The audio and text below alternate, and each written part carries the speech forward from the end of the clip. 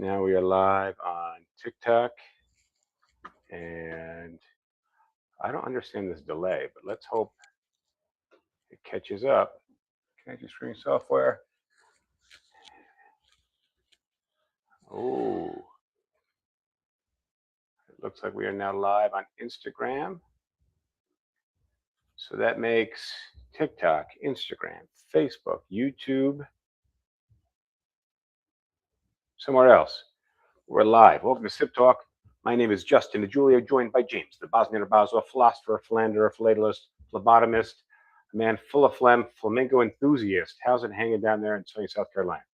Yo, it was like the first day where it wasn't disgustingly humid out. Went for a bike ride after work and it was great. I realized going into the podcast, we got some great introductions, and then just how's the weather in South Carolina? Probably not like the best segue into our episodes, and it catches me every time. I'm just so used to it, and I got the pHs down today. I was feeling good about that. Today we are talking about. So who cares about the weather? Humidity sounds nice, and the lack of humidity sounds nice. Today we are talking about Midori, an essential spirit behind every bar, essential liqueur behind every bar. You walk into any bar, whether it's a high-end bar or it's a dive bar, you will find this neon green alien piss somewhere behind the bar. No, do not put this in your coolant tank in your vehicle. It's just about as sweet, but arguably has a better flavor. It looks like James is leaving the podcast. I don't know where he's going, but today we're No, I talking just about. needed to I needed to turn the volume up on my computer so I can hear you better. So you can hear me. Yep. Today we're gonna make some cocktails with Midori. I don't have much history of Midori. I read on the back of the bottle that it's infused with Japanese melons.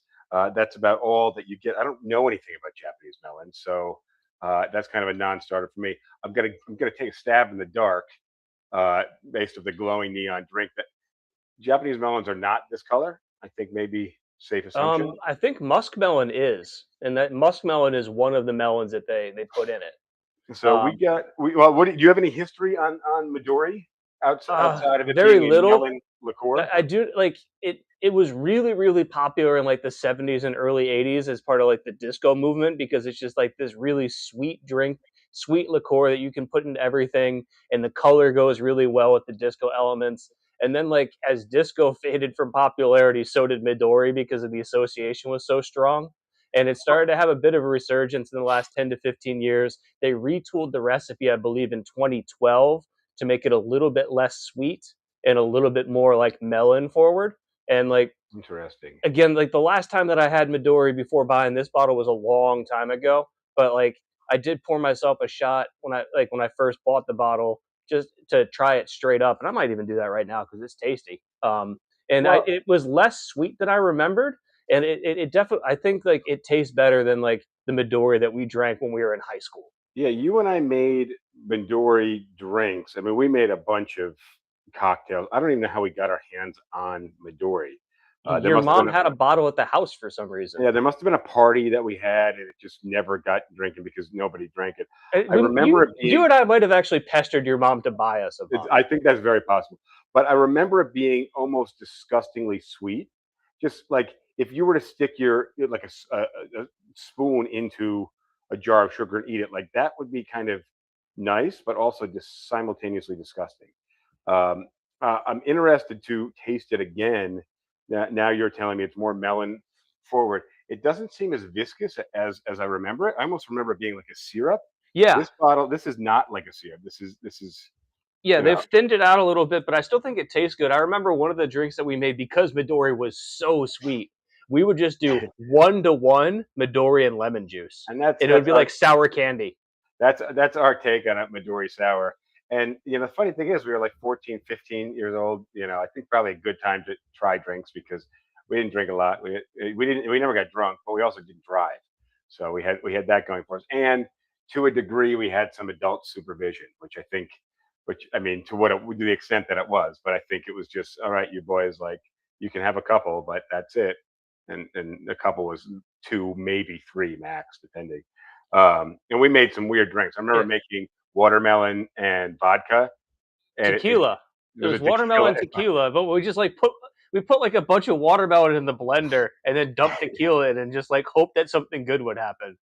And Yeah, that was disgusting. I'd like to make a nice watermelon drink, and I've never made a watermelon drink on my own that tasted good. It always ends up just well, being I disgusting. mean, if you just take watermelon and run it through a squeezer, like, and keep just the juice, like that works. Like it's possible to get watermelon juice that will go well in a drink. You just can't put it in a blender. Well, look, I'm prepared for a very, very sour, very sweet drink, which is why I'm kind of tempering my orange juice here on my recipe with some limes. I got my squeezers ready to go. I got a knife. I got a shaker. But I'm before ready we to make. start, have a little bit of it straight up. Well, that's what I'm saying. I'm ready to make a drink, but I will go in. I'm going to go in with you uh, on opening up the bottle here, and of course, I want my area a little dark here. I'm trying to find the And the seam here. reason why I picked this liqueur is like we had already gone through like a whole bunch of harsh liquors and stuff that like are that can be kind of tough to drink on their own. They mix great, but like they're like I wanted to go with something a lot lighter, a lot sweeter, and like the middle of the summer is a great time for Midori. Oh, this just I mean, I got to get my hands on an old bottle because this is nothing like I remember. This smells like a sweet melon. This does, like when you drink like a cream de menthe or Rumpelmans or something. That's almost like or even not Jägermeister. What's the cinnamon one I'm thinking of? Uh, what's the Goldschlager Goldschlager? Any of those are almost like or Aftershock. a sugary syrup. This I'm not getting any syrup to. It smells. It's the new version of it is way less syrupy. Yeah, I don't know that I'm a little put off by the change. It's so different from what I remember. I'm sure I'll probably enjoy the flavor more, but it's not the experience I had been preparing myself to. I've had this for a year in my little storage area. I haven't cracked it because I didn't particularly even like it when we had it when we were 15. So cheers. Yeah, Um, cheers. It's really pleasant to drink. it's not. It has to have a way lower alcohol content than I would have thought. What's the alcohol content on Midori? Uh, 40 20%. proof. So it's 40 proof. Yep. Um, very pleasant. Not harsh. Not overly sweet. It's it's it's not bad at all. I was expecting an entirely. I was expecting a syrupy, potently sweet, um, and like the flavor just being just a punch of sweetness. This isn't like that at all. I This you know honestly, you could just pour this straight over the rocks and have something enjoyable. Yeah, you could. It's not too much. It's not too sweet. I mean, there's a lot of liqueurs I won't drink because they're too sweet. May actually start making some drinks with this just for the color. But you can see the color. I mean, you can see the bottle. The bottle is not tinted. It's clear glass. You might think the bottle's like a green glass. It's not. It's Well, this and stuff literally looks like. that's part of what it made it so popular is like it has such a distinctive and bright color to it. So you are go. Let's talk about the drink that you're going to make because you're making. I've heard of this before. I've probably had it, maybe not even realizing it was Midori, just because it has a sexy sounding name. Um, but I'll let you introduce the drink and go for it here. So when we came up with Midori as the candidate for our next cast, I started looking up up recipes, and the recipe that Justin's going to make is the recipe that is probably most closely associated with Midori. I'm not going to spoil anything more, but I didn't want to do that one because I wanted to find something a little bit different, and I found a whole bunch of recipes with like weird stuff like yuzu juice or like foamed pineapple, and I was like, that's way too much. And also, like, I don't I don't like recommending drinks that require like esoteric ingredients. Like, if you're running a bar and you're batching drinks and selling 100 cocktails a night or something, then having some weird ingredient that goes in one drink makes sense because you're selling a lot of it. But at home, like trying to seek out yuzu juice just isn't practical. So I stumbled upon the recipe for the Japanese slipper, and it had a whole bunch of ingredients that I liked. So my first couple versions of it, the classic recipe for it are equal parts 1 ounce lemon juice, 1 ounce Midori, 1 ounce Cointreau. Shake it over rocks, strain, serve it up with a garnish of a maraschino cherry. I found that to be a little bit too strong in flavor, not really in alcohol, but in flavor. And so the drink that I'm going to be making is a Japanese slipper, but I'm going to also add in 1 part of vodka to the mix, um, just to thin it out and make it a little bit less intense because it's very sweet and very sour. So we'll start. That's way too much ice. Start ice, and we got Jigger here.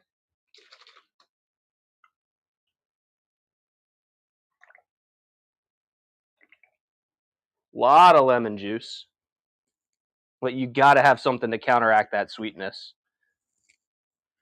And then 1 part the Midori. This is what gives the drink its base flavor and also a really cool color.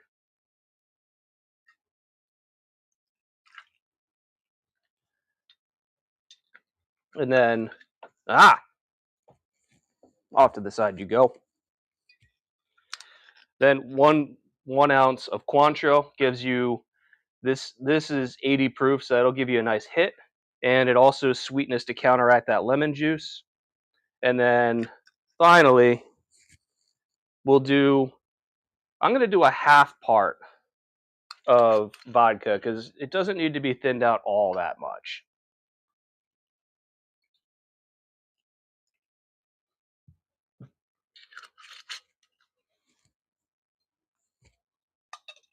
Then, very simple. Give it a nice vigorous shake.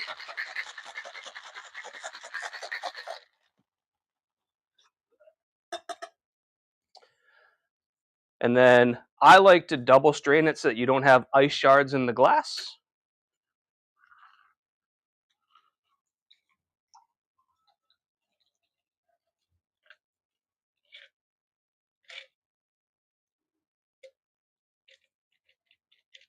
Don't want any part to go to waste here.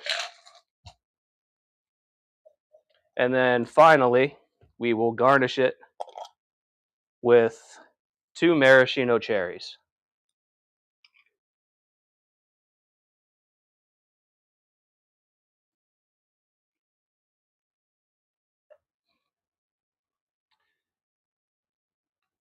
No part goes to waste. Maraschino cherries are delicious. And there you have a Japanese slipper.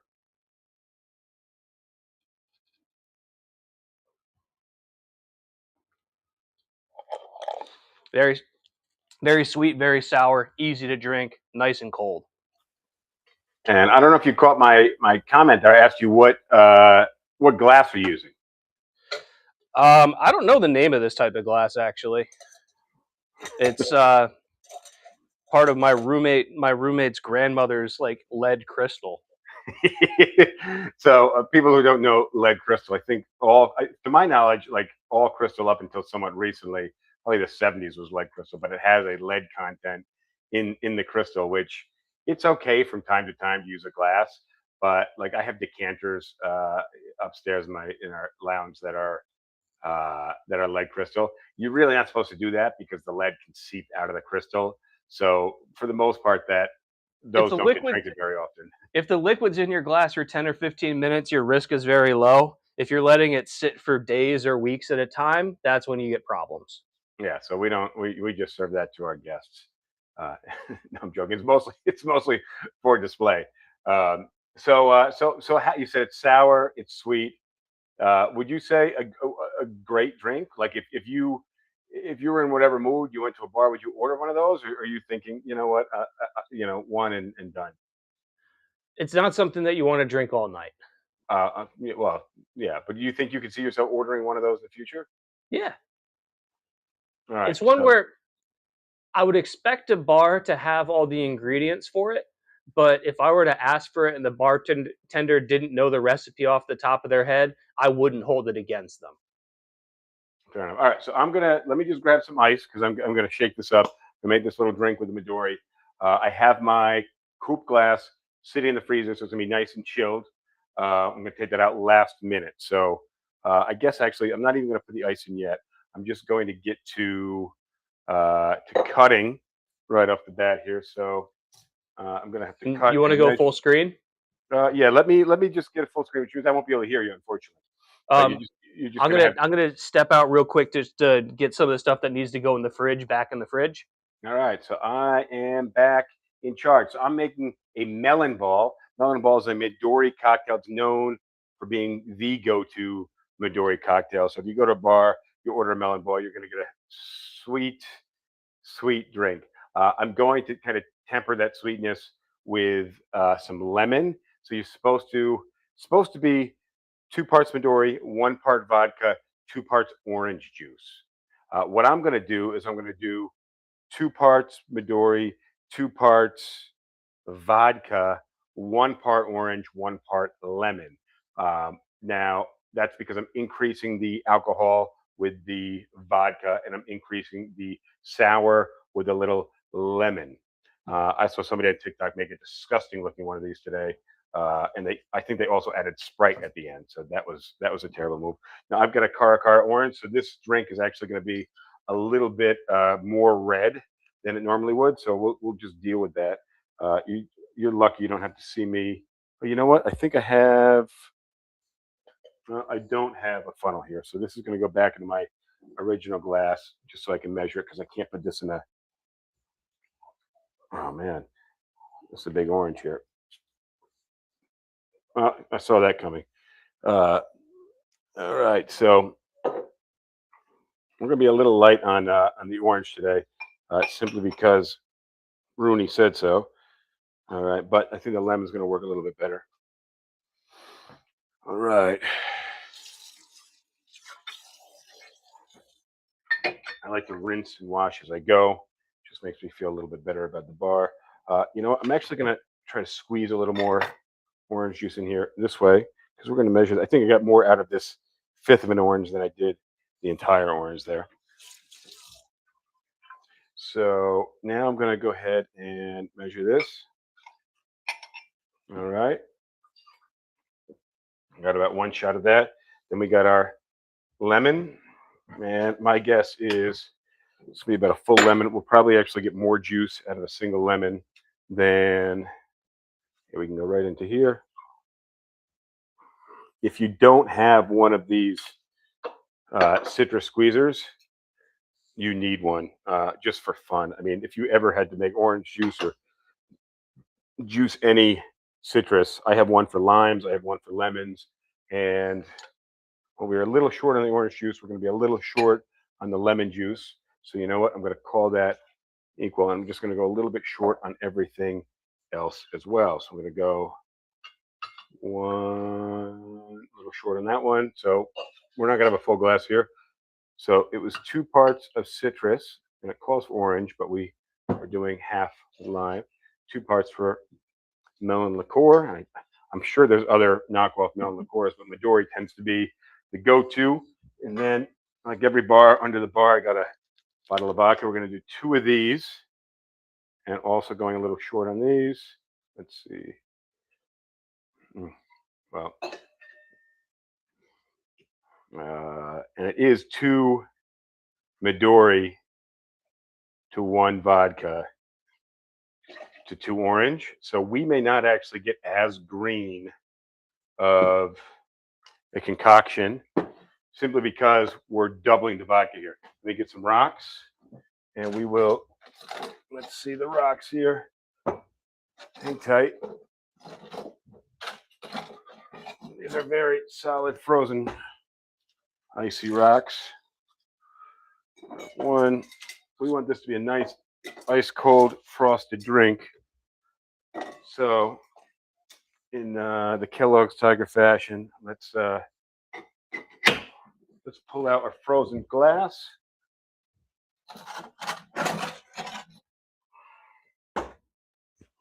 All right, so now we've got our ice cold glass. Let me give this a good shake.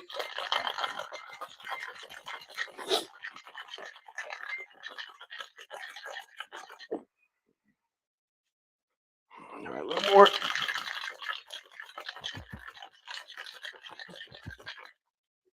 All right. All right, now we're definitely green I don't think we're quite as green as you'd normally see, but let's see how this shapes up. I can already see, oh, we're gonna have more than enough. I can already see the frost fading on my drink. So this is your classic melon ball. I would say the traditional melon ball is going to be a little more darker green, a little more closer to the bottle. Um, but I'm going to give it a taste. Remember, I cut the orange with lemon.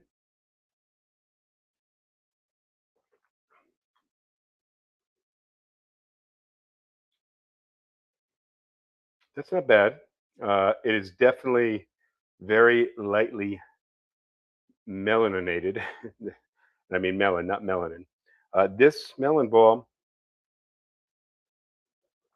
with the double vodka tastes more to me like a traditional cocktail. I would say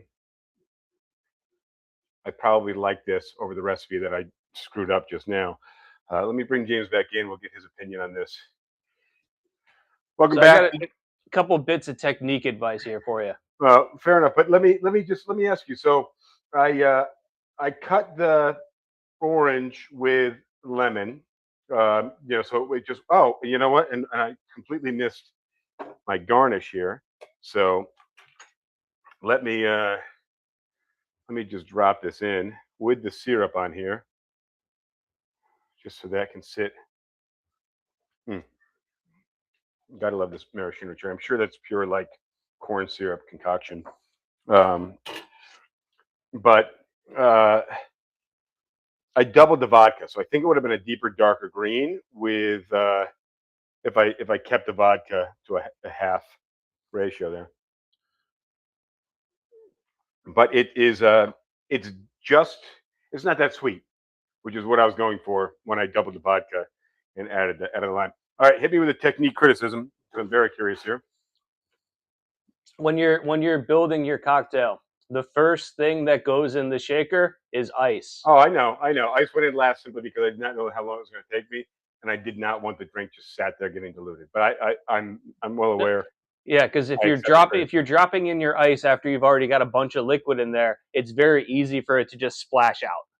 Yeah, Second thing, when I was bartending professionally, every once in a while I'd have to use a pint glass as the other half of my two-piece shaker set, yeah, and I cannot recommend that. The reason for it is glass is not flexible. And when you jam the two shakers together, because you need a good tight seal, so you're giving it a good amount of force to get the two shakers together, then you're shaking it, everything contracts. And so like if did you see me have to readjust right. because everything contracts? Well, oh, Well, actually, actually, you're saying it the makes more metal of a that's on the suction. outside of the glass contracts and makes it even tighter. And I've had times where I've been behind the bar and wrestling to get the pint glass. And And of like course, what you have to do is you got to bounce it, and then you risk cracking the glass. I have broken glasses that way. So for like I know that having like the glass looks kind of cool because you can see the liquid bouncing around, but you're gonna end up breaking glasses. It's use two pieces of metal because you can give the metal just a little light squeeze at the joint and it'll pop right open because the metal's flexible. Glass is not. Yeah, Um, I typically prefer the glass. I don't know why. The metal on metal is completely the right way. For me, the glass is I don't know. It's just always been my preference, and I always I always have to deal with that. The very difficult part in separating it. So I understand. it's I did that for a little while until I broke one too many glasses and I said I've got to find something better. Well, especially And when the obvious when you're answer is just metal, metal. yeah, well, yeah, and when you're working at the bar, like you're going for time, you're going for speed. Anything that's not efficient that holds you up is really annoying.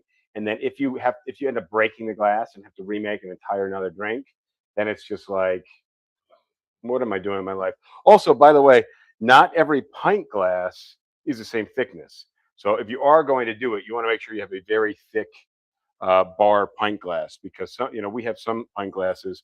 These ones here are particularly very.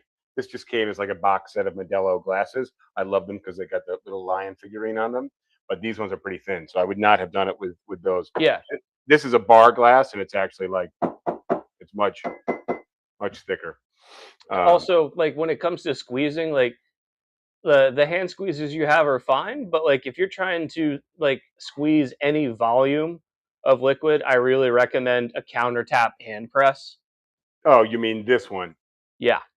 Yeah. Well, obviously that's the best. I actually on our Christmas list on our Sip Talk podcast holiday gift guide 2025 last year.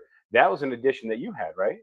Might have been, I don't remember. Yeah, you I had was it on there. drinking at the time. I almost went out and got one. The problem is I have so many kitchen gadgets. Like I bought a potato potato, what would you call it? French fryer that like you can attach to the wall. And it's been used suction cup to the counter, but then it goes away for 4 months. And Well, you for know, the juice press, you can just throw it in the back room in your basement where you store all your booze. Like it doesn't need to take up space unless you're using it.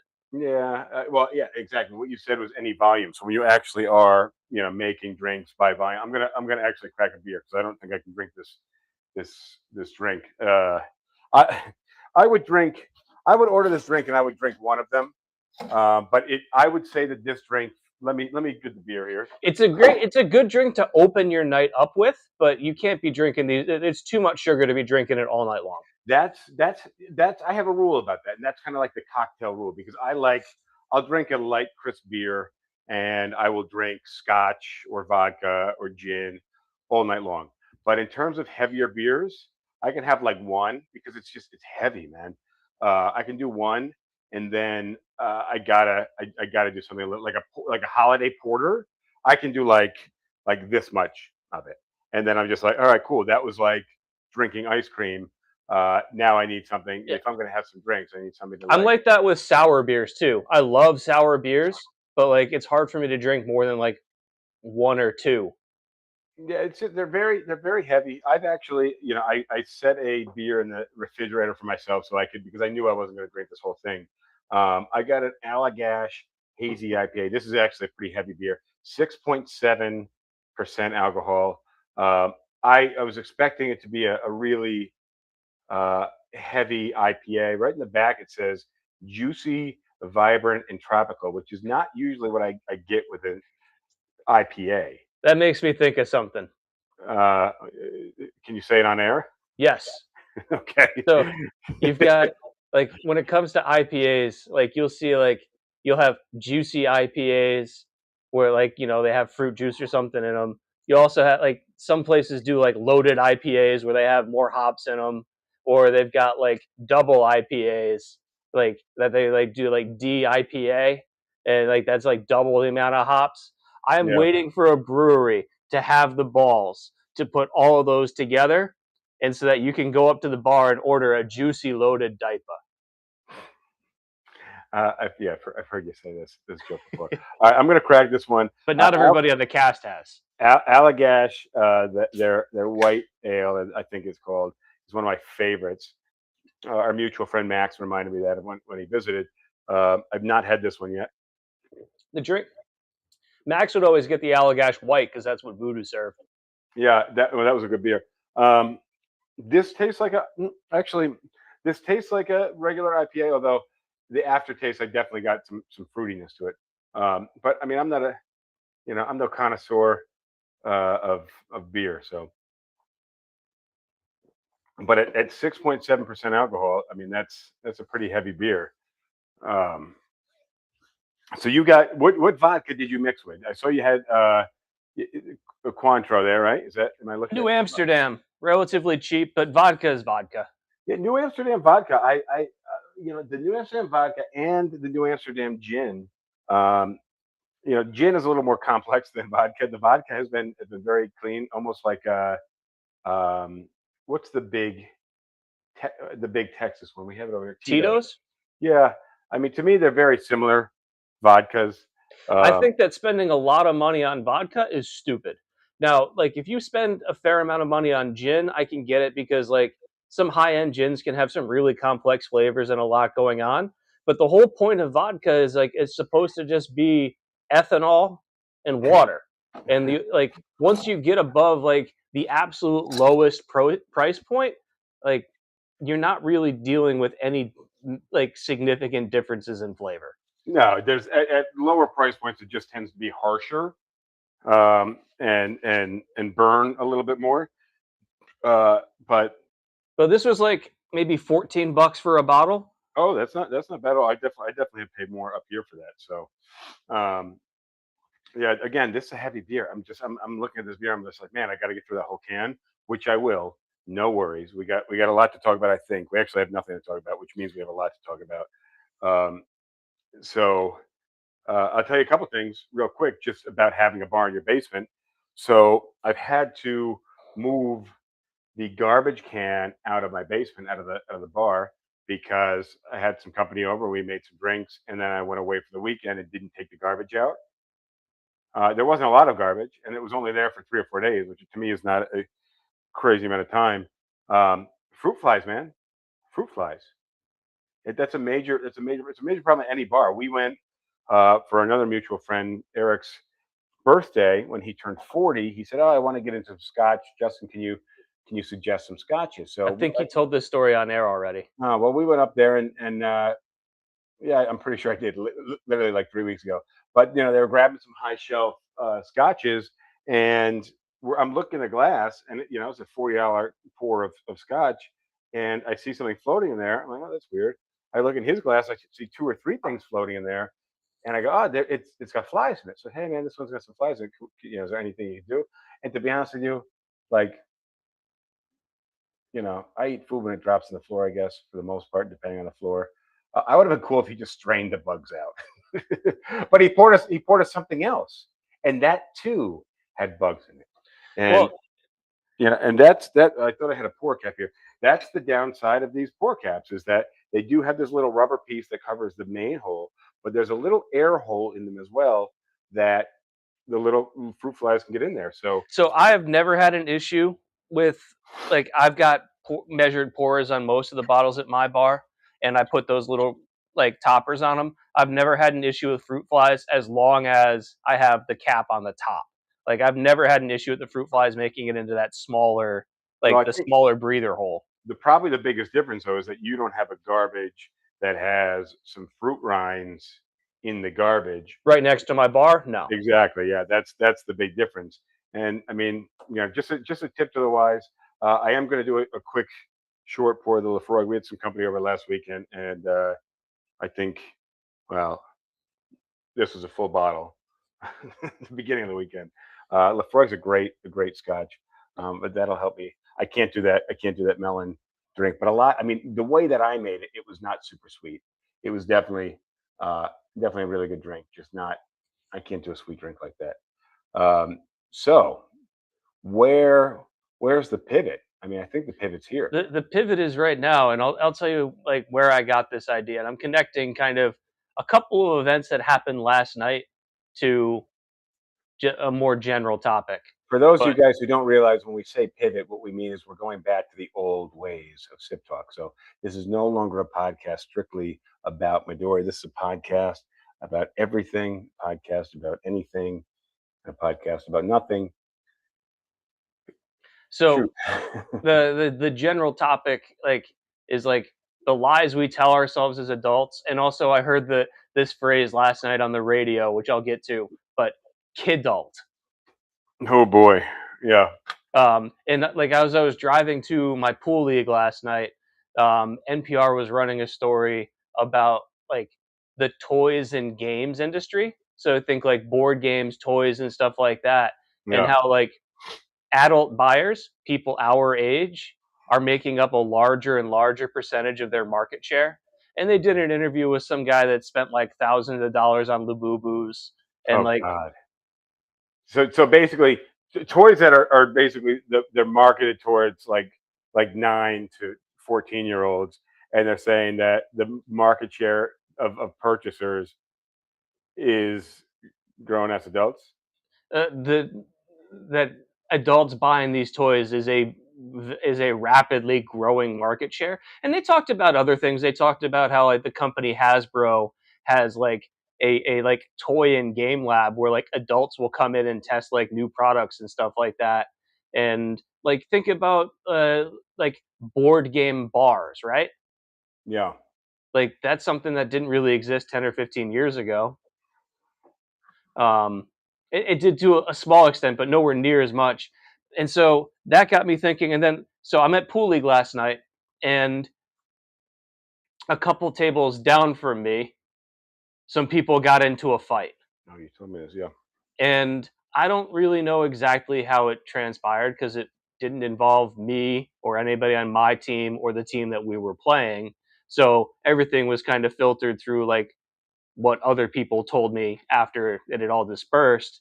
But like it started with like two people arguing about the score of a match, and then like one other person like chimed in, like a third person like on one of the teams, and then somebody says something back of like I wasn't talking to you, and then the guy goes and like grabs the other guy's throat. I'm just like, you're kids. This is pool. Like I mean, this you're happens in preschool. Yeah. yeah, Not even like kindergarten because they've worked it out by kindergarten. right. It's I didn't like what he said to me, so I hit him. Yeah, and I mean that's one. I mean, if you live in a trailer park, not knocking trailer parks, but if you live in a trailer park, that's maybe a little more common. But in the real world, where like people can go to jail for hitting somebody else, which is true, and I think it's sad because I do.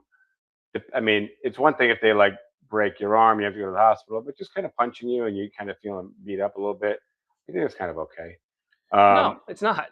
I mean, it's not, but I don't think you should go to jail for it either. And there's circumstances, especially if, I mean, there's blindsiding somebody and just cold cocking them out of the blue, and then there's like a mutually agreed upon fight type.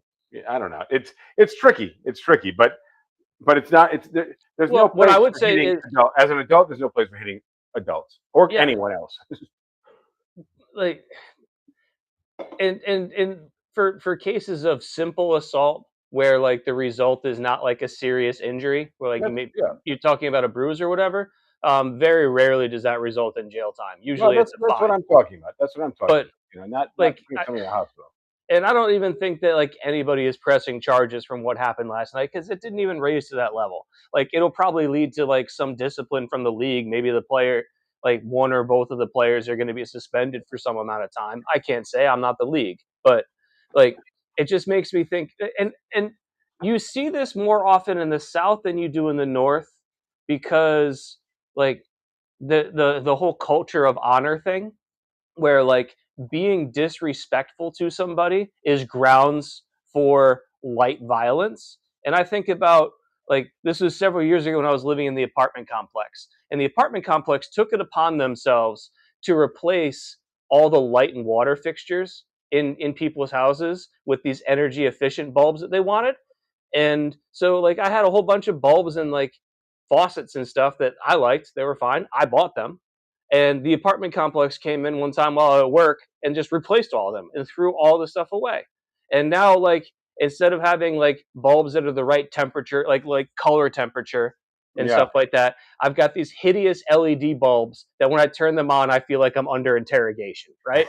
yeah, yeah, And so I was incensed about this because like you can say, okay, it's a nice gesture that they're like giving you like new bulbs and stuff like that, but like they don't pay my electricity bill. I do. you So like pay your electricity if bill. I Yeah, wanted to use the least efficient energy bulbs out there and I wanted to run my like AC and everything else, like I'm the one paying that electricity bill. They don't foot the bill at all for that. And so I go into the office one morning and I'm just letting the apartment manager have it because she deserved it. yeah, And like I probably was just like laying into her for like 3 or 4 minutes, and there was this old lady that was waiting to talk to her behind me, and like I'm all in a huff, and like as I'm leaving, she says something to me. I don't remember, but I said like you've got anything better to do? Screw off, right? Like the and I lady. said to the old lady, Oh God. and there was a like probably mid-20s dude standing behind her who I don't believe had any relation like to I'm to the sure. old Yeah, lady. yeah. But like he wanted to fight me because of the way that I talked to the old lady. And my view is like the old lady had no business saying anything to me. So I didn't say fuck off. I said screw off. It's the same thing. Like It's you the got same anything better thing to do? Screw off. in the South. It's the same thing in the South. I think that And the like young yeah, man like has the a point. apartment manager had to hold him back from fighting me. I just walked away. And then like 20 minutes later, she comes to my apartment door with a big cardboard box full of bulbs. She's like, I talked to the maintenance people. Here's a whole bunch of bulbs that we collected from all the apartments. Take as many as you want. Like, I'm sorry. So like it got You're worked right. out, but like You shouldn't have spoken to a lady like that. no, But I for no. him, you were wrong, but he was also wrong. The And old but that lady was also wrong because it was none of yes, her business. actually everybody was wrong. You went in there right, you left wrong, but everybody else there was wrong as well. But yeah, I I didn't think threaten to fight anybody. well, no, you were rude to a stranger who was rude to you first. But I just had this conversation with my son last night. Two wrongs don't make a right. Um, But but three I think lefts do. so. I think uh, I But think we got to get I back tell on that target with story. the topic that you're Well, getting about. And real quick, I tell that story just to say that like the dude who wanted to fight me was from the South, and like being disrespectful to somebody like offend, especially a woman, offends honor and is justifying is a justified cause for starting a fight. And I'm from the North, where no, like people were disrespectful all the time, and you just get over it. well, I mean, that's the thing. I mean, in New York, people are very like. I was walking down the street today, and some tourists. There was a construction, like the sidewalk was halfway under construction on the corner, and like a family of three people, adults. I don't even know if they were a family. Just stopped in front of a store to be like. I was like, guys, bad place to stop. Keep moving or move out of the way. Like, just what are you thinking? And I didn't say it under my breath. I said it loudly. And a couple of people around me were like, exactly, like, like what the fuck. But I Yeah, mean, it was rude on my part, but also it's more fitting in New York, and it means just get out of the way, guys. Like heads up, like it was my nice right. way of saying, And you and know, that's the New York attitude of me telling off this old lady who had no business getting yeah, involved in my conversation. here's old lady. I disagree with you there, Look, I'm not saying that like what I did was completely right, but it was not grounds for a fight. but so talk to me more about this kidult stuff because I would argue that the vast I would say 98% of the purchaser of children's toys are adults simply because kids don't have money. So I Yeah, mean, but like I'm taking it there's a there. difference. There's a real big difference between an adult purchasing a toy for a kid that the kid then plays with and the adult basically forgets about versus an adult purchasing a toy that they're going to play with themselves. Yeah, which is what is it, Labubu? I've heard a little bit about these lately, just with nieces and nephews and kids, They're and just even an dolls. agent in my office. Even an agent in my office, it is a freaky looking like little stuffed animal. It looks scary. It looks like something that will come alive at Yeah, night. but like It's it's not got like cute. a key ring and you like hang it on your backpack and that's the end of the story. Yeah, it's very freaky. I would not if I was a 3 year old. I would be afraid to have this. And some Looking at people go crazy for them. I don't get it, but like it's not my money, so I don't care. it. So I've got some interns in my office. I really hope they're not listening to this podcast because I let them have it just about every day. And these guys are, I think the youngest one is 16. I think the oldest one is 18, maybe 19. Um, and these guys are not well adjusted to the outside world. They take long lunch breaks. They will do a half hour's worth of work and then do an hour playing social, just doing social media or watching videos or something when they think they can get away with it. Which I'm working sometimes. Like they have tasks and duties they have to do, um, but like they'll just like kind of get bored with the task and just go play social media. I grabbed one of the I didn't physically grab. I said to one of the guys, I said, hey Jay, do me a favor and go grab N and come back to my office. So like 10 minutes go by. I'm like, what happened? So I walk back outside and I said, Jay, what happened? He goes, oh, sorry, I got distracted. It's like, with what? Like, how did you get distracted, man? It was, I thought you were coming back in like 11 seconds. Uh, you know, I'm a busy guy. I got things going on. I thought, like, get things. I, I, I was just, I was flummoxed. Is that the correct pronunciation of that? Uh, I was just like totally bewildered by the fact that you could, you just had to go somewhere and come back, and you got distracted. Um, I talk to these guys. They have over ear headphones on while they're talking to me, and like I'm like, you understand me? And they're like a nod for yes, a shake for no. Like, I are mean, you how do nodding you like? because? I don't understand that at all because like I wear headphones when I'm out in public quite often So people because don't talk to you? well the whole point is that people don't talk to me. But Yeah, like the most common place that I'll wear them is the grocery store. And you know what? When I get to the register, like as soon as I start putting my stuff on the conveyor belt, I pull them off my ears because now I need to talk to somebody. And wearing headphones while I'm talking to them is rude. it's very disrespectful. It's very so. I feel like I'm teaching these guys these things. So they come in, and I expect them all to sit at our desks, um, and use the desktop computers that we provide. They insist on trying to do the work from their iPhones. I mean, we have 20 something inch screens versus their 3-inch iPhone screen. But they want to sit on the sofa, and they put their feet up on the coffee table. Today I said to the kid, bro, you don't even have fucking shoes on. He had like sandals with socks on. And there was two at the end of the day that like they left like there was a mess, and I was like, guys, I'm going to follow you home discreetly, and then while you open your front door, I'm going to bust through the front door. I'm going to call your mom, and I'm going to ask your mom, like, are you a shit parent? Like, you let your kids just drop food all over the floor. Yesterday, this kid like made a coffee at the coffee table, and there was just sugar all. I mean, must have had 3 or 4 packets of sugar, and 2 of them must have ended up on the table. And I was like, bro, like, I pride us on like not having bugs and keeping a relatively clean office, considering, I'm not like mopping the floors every day. Um, but I expect people here to be adults and clean up after themselves. Like, your mom doesn't also work here. You can't just leave a pot. Do you do this at home? Like, do you just, oh, I don't drink coffee at home? Okay, well, would your mom let you do it? Like, she doesn't work here. Nobody's cleaning up after you. You're a grown up here, man. Like, so there's a, and I let them have it. I let them have it hard, but I do talk to them and afterwards. I'm like, hey, I understand I'm really roughing you guys, but you need to understand that this is an internship.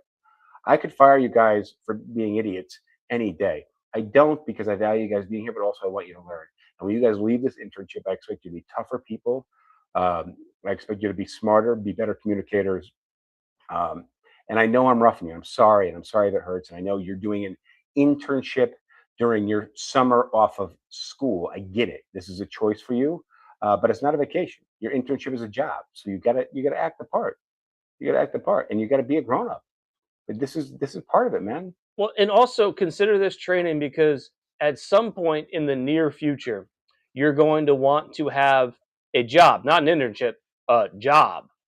And these are the kinds of things that weigh heavily when management's deciding whether to keep you. Yeah, and Like, I mean, I've told these guys like that's a fireable offense. Like I have one guy. I told him you're on strike too. There's it's been a few of these guys. So they start at 10 a.m. and it's happened a few times where I said to these guys uh, at like 10:15, 10:20, 10:25, hey, is everything all right? You coming in? They're like, yeah, I'm just running a little late. And I'm like, look, dipshit, you knew you were late when it takes you an hour to get here, and 9 a.m. rolled around, you hadn't walked out the door. The responsible thing would be to tell me, even if not at 9, at 9:15, hey, I'm running a little late. Better, worse 9:30, worse 9:45, worst case scenario at the time of. But imagine you were a real estate agent and your client got there at 10 a.m. and waited for 25 minutes and then text you, where are you? yep. Like, that doesn't work.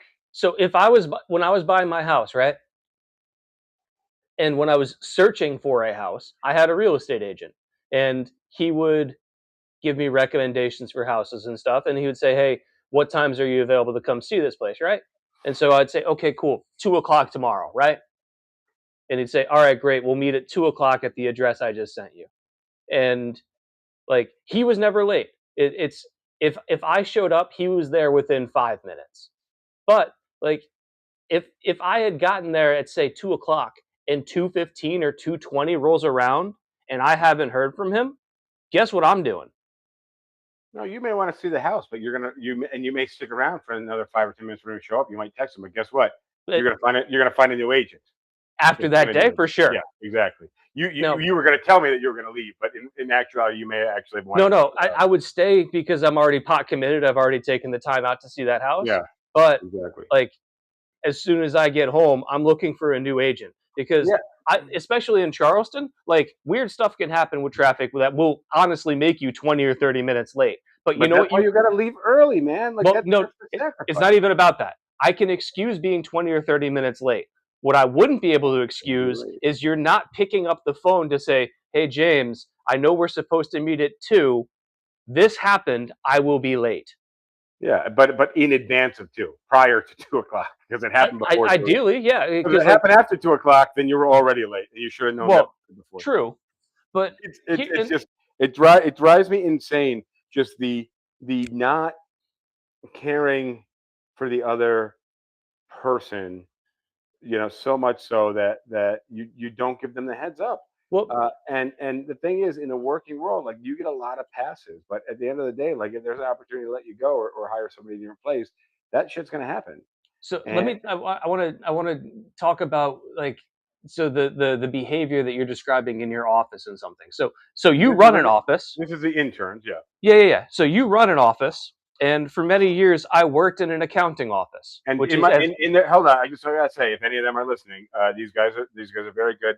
They actually do really good work. It's just there's a couple of things we're tuning up, and it's we're gonna well, get through them. We're gonna get through them together. But I'm just throwing that out there in their defense. I like these kids.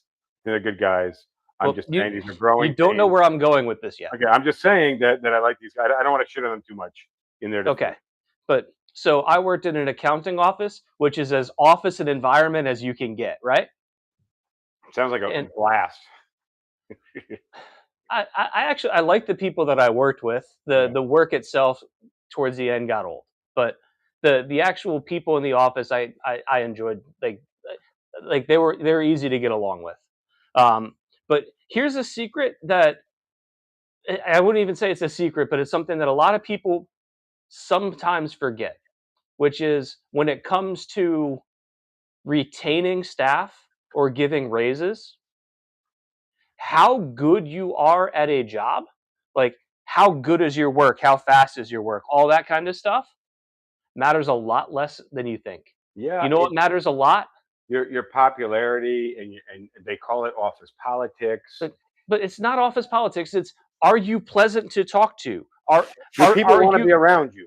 yeah, like are, is the space that you occupy in the office, like your desk or whatever, is that kept clean? Do you show up presentable? Here's the thing. Are you personable when you talk to other people? Here's what it is. There's a baseline for the job that we can hire anybody to do, but it's everything above that: personality, cleanliness, timeliness, openness to whatever, your ability to go the extra mile. It's all those extra things above the baseline of the job that those are the things that matter.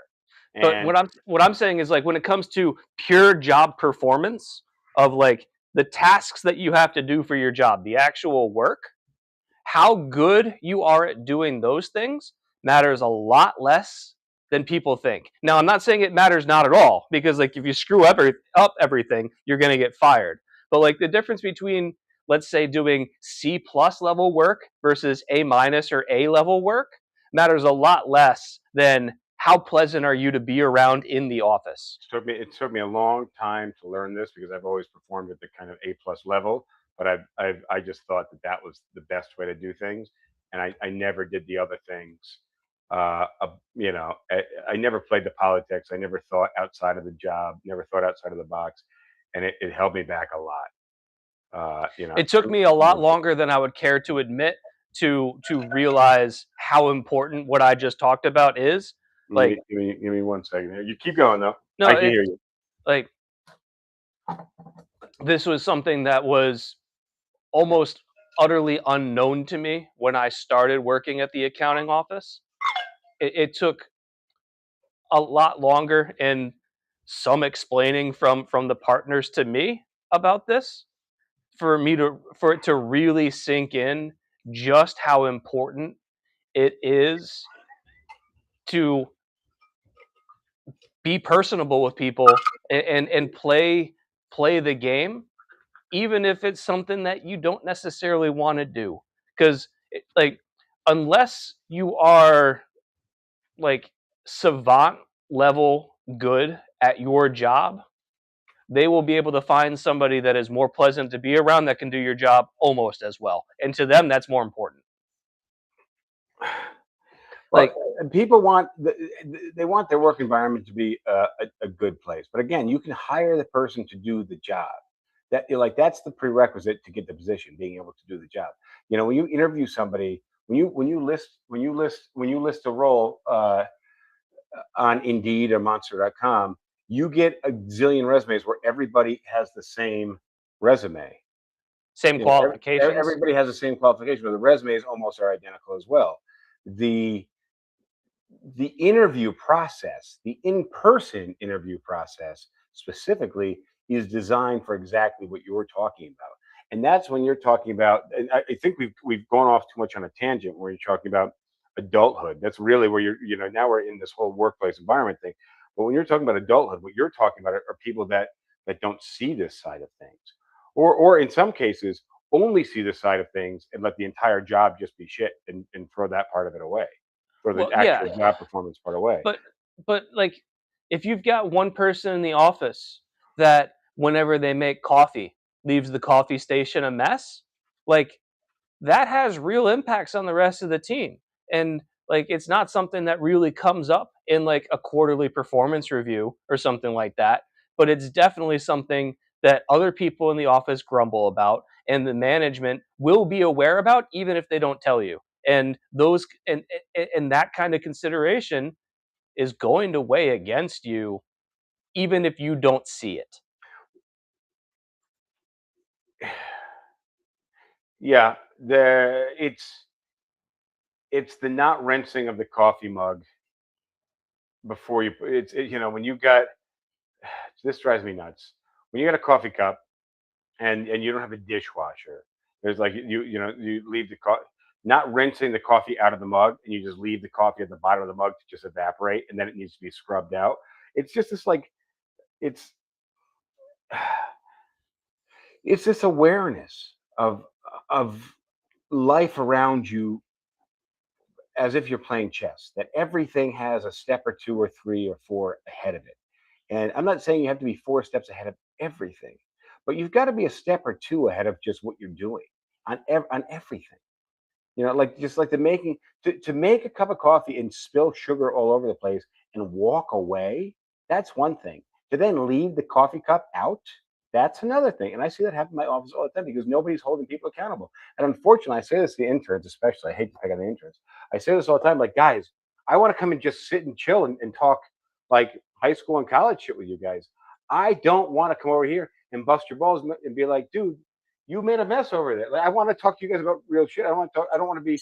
But here's the thing: is by the time I get over to you guys, it's five or six things that have just like I just walk into the office and just like, dude, you threw your lunch in the garbage, but the cup fell out of the garbage onto the floor, and you walked away, man. Like Like, and it, again, like, we're all over the place now, but it makes me I want think to get about, back. I want to get yeah, back over because I think but that's a cool topic.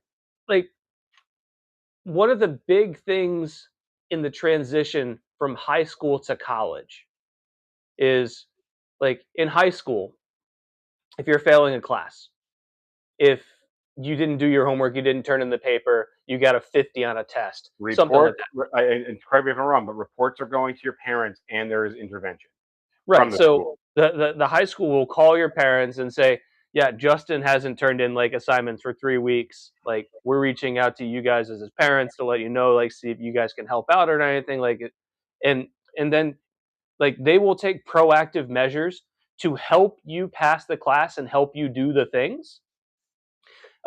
In college, that goes away entirely. Like, the professors, I'm not saying they don't care because they do, but like, if you don't do the assignments, the professors aren't going to reach out to you. Like if you are struggling and you reach out to the professor, they will help you. But the college no longer is going to hold your hand and say, you need to do this assignment, you need to do that assignment. If you don't do assignment, you just get a zero for it. And if you get enough zeros, you fail the class. And now you got to retake the Yeah, class. but And there's no safety net. There's no safety net. right.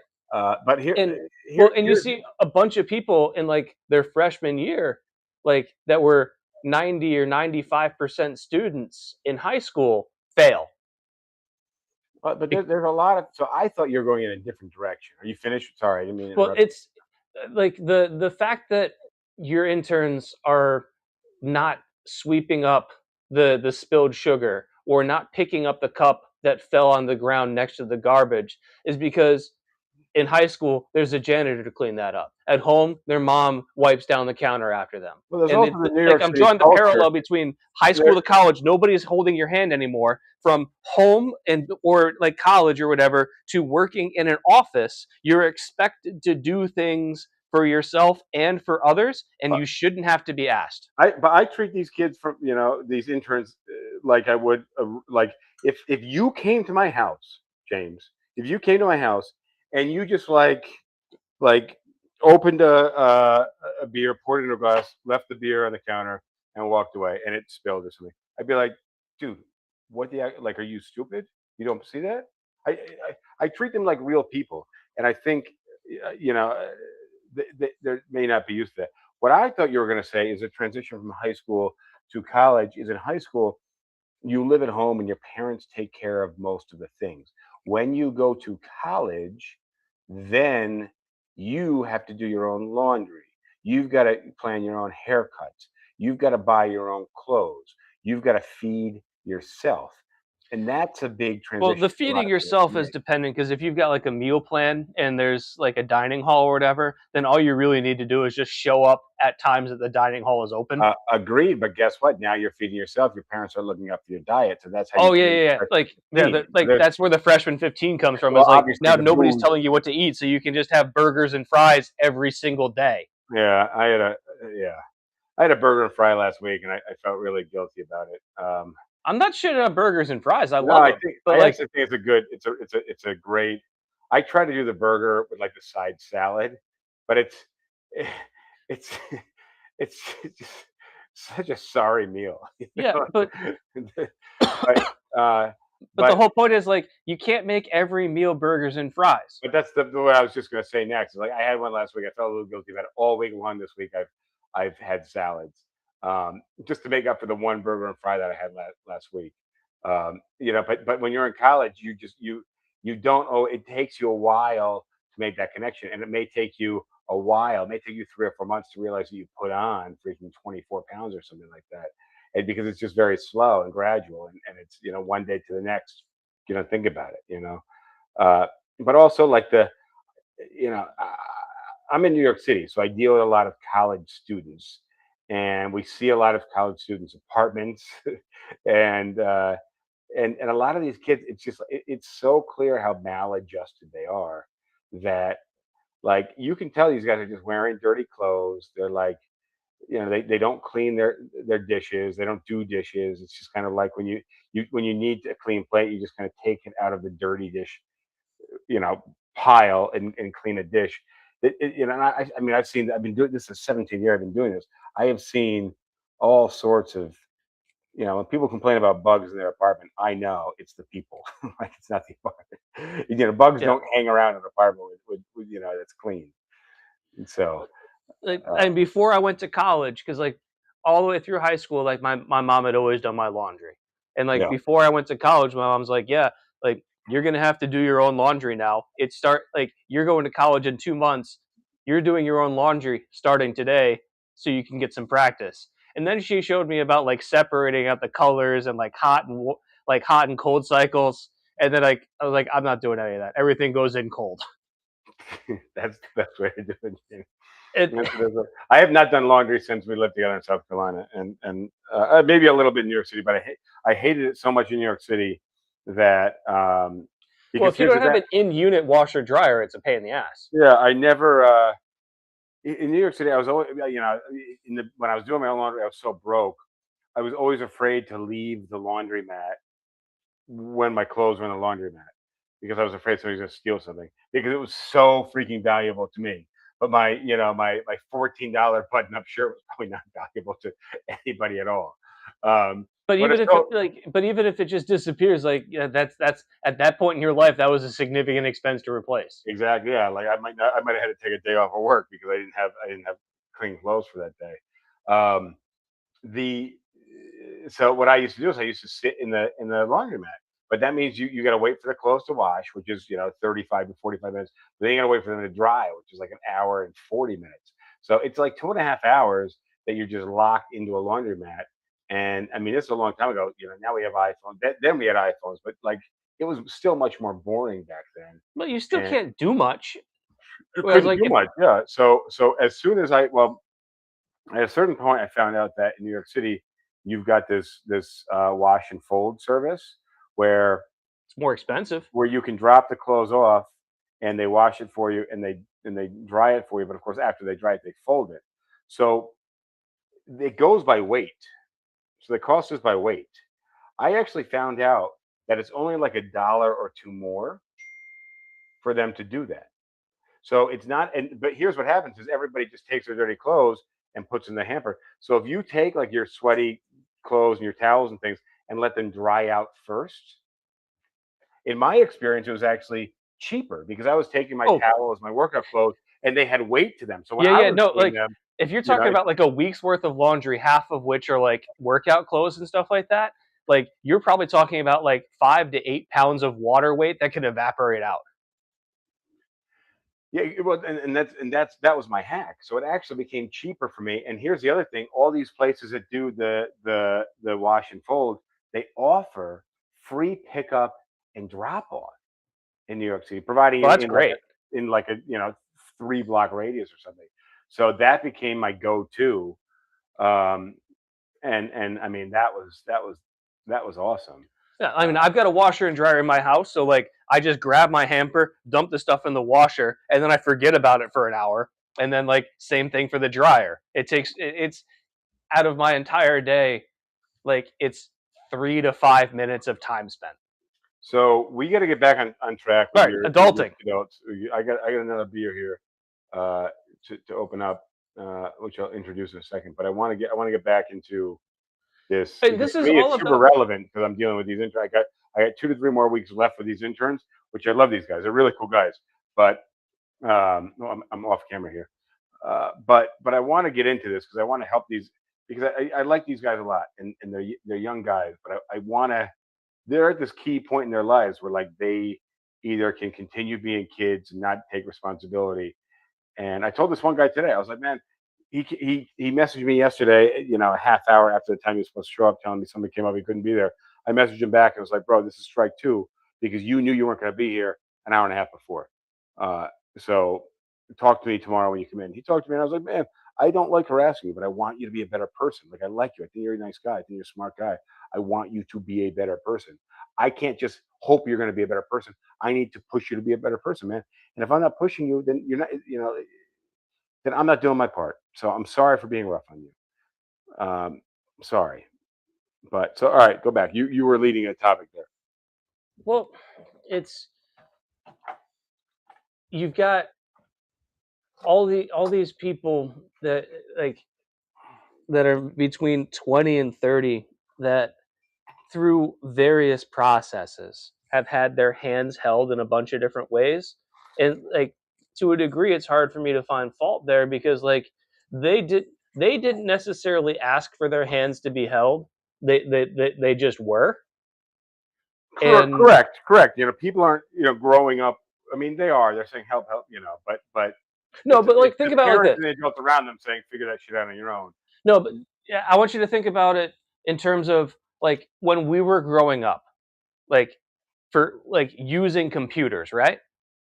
So technology was not at the point where everything just worked all the time when we were using a computer.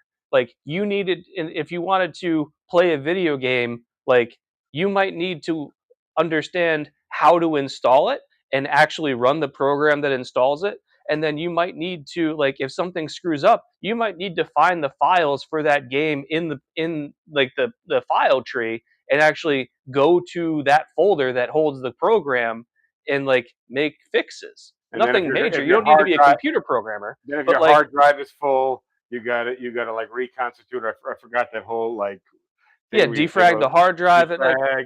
Yeah, so we were doing shit that like people adults now don't even know how to do. So. right. So the thing is, we had to learn that because there was no other way.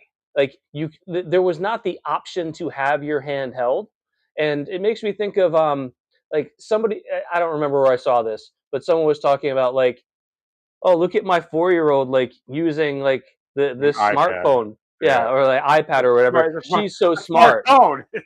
Right, Yeah. and the person's like, the 4-year-old isn't smart. The people who engineered like the UI of whatever program are smart to make it simple enough that a 4-year-old can operate it. But the thing is, so many programs these days are that same 4-year-old level of intuitiveness, and so like, you've got kids today that have spent hundreds of hours interacting with technology that have absolutely no idea how to do something like find a file location on a hard drive because they've never had to.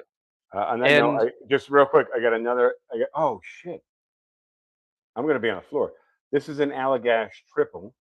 Well, I didn't drink. First of all, I did not drink the is actual that drink a outside triple this. IPA or a triple Belgian? It's a triple Belgian style ale. It's 9%. I actually think I'm going to like this better because the ale is not an IPA. It's 9% alcohol. This was going to have me on my ass actually Yeah.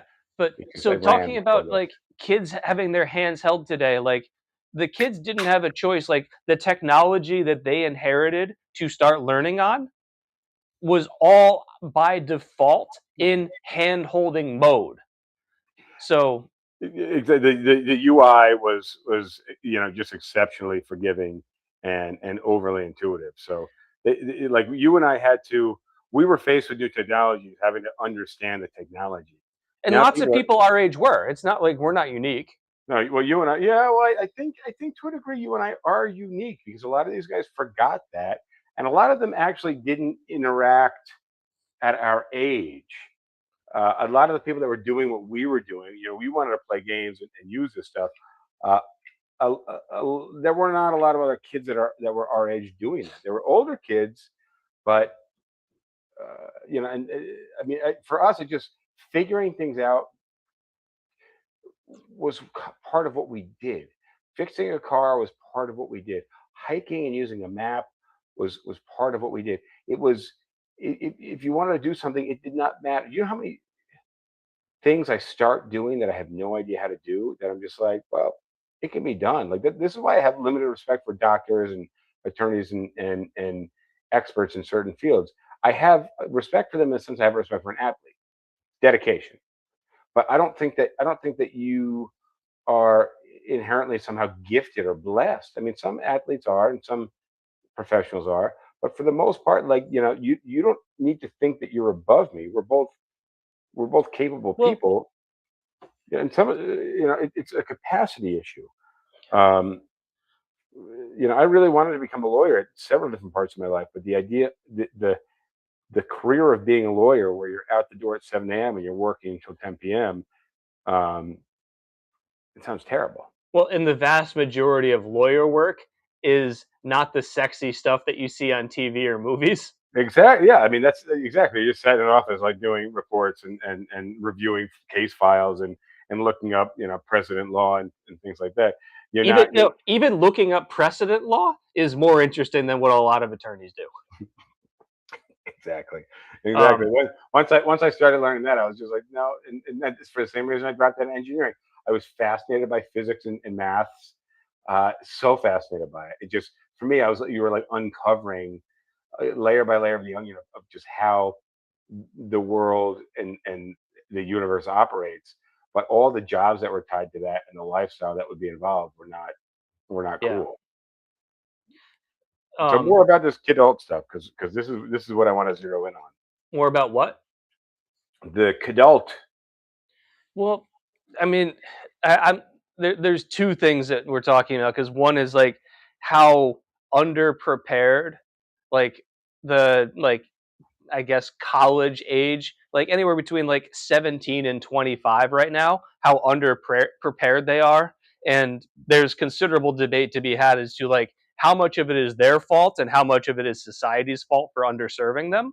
But the other but the other part of it is like looking at people that are roughly our age and being like and seeing people that should have life skills that just don't.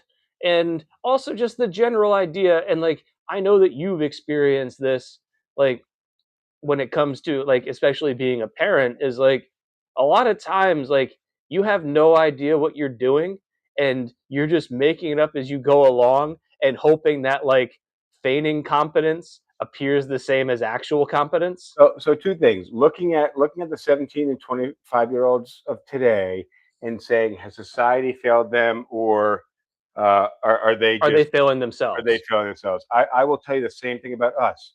When we were kids, the generation above us would have said that society is giving it to us easy, and society is failing them, and that's why they're going to end up incapable. And then you and I come along, and we're coding, effectively video games, and we're working in DOS prompt and things like that. You and I are the outliers.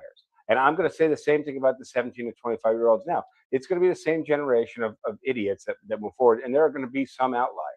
And I'm not going to say they're going to be wildly successful, like you and I. Neither one of us are wildly successful, but we are outliers in the sense of our capabilities and our understanding of the world around us. So I'm going to say that there is still a societal failure, still a societal failure, but it's on the individual to want to be a better person, and that's what it boils down to. What was the other thing you said about Well, what was the second part of that? Because hold on. I just want to come back to one thing, which is the individuals that want to be a better person, those have never been a concern in any era well, whatsoever. but that's my point. Is Is that that's no, no, my no, point. no, because the problem is like if you have individuals that are self-motivated, they will always find a way. Like unless you put tremendous barriers to them that are impossible to break through, like the individuals that are self-motivated will always find a way to reach at least medium levels of success. And medium Yeah, level of success is acceptable.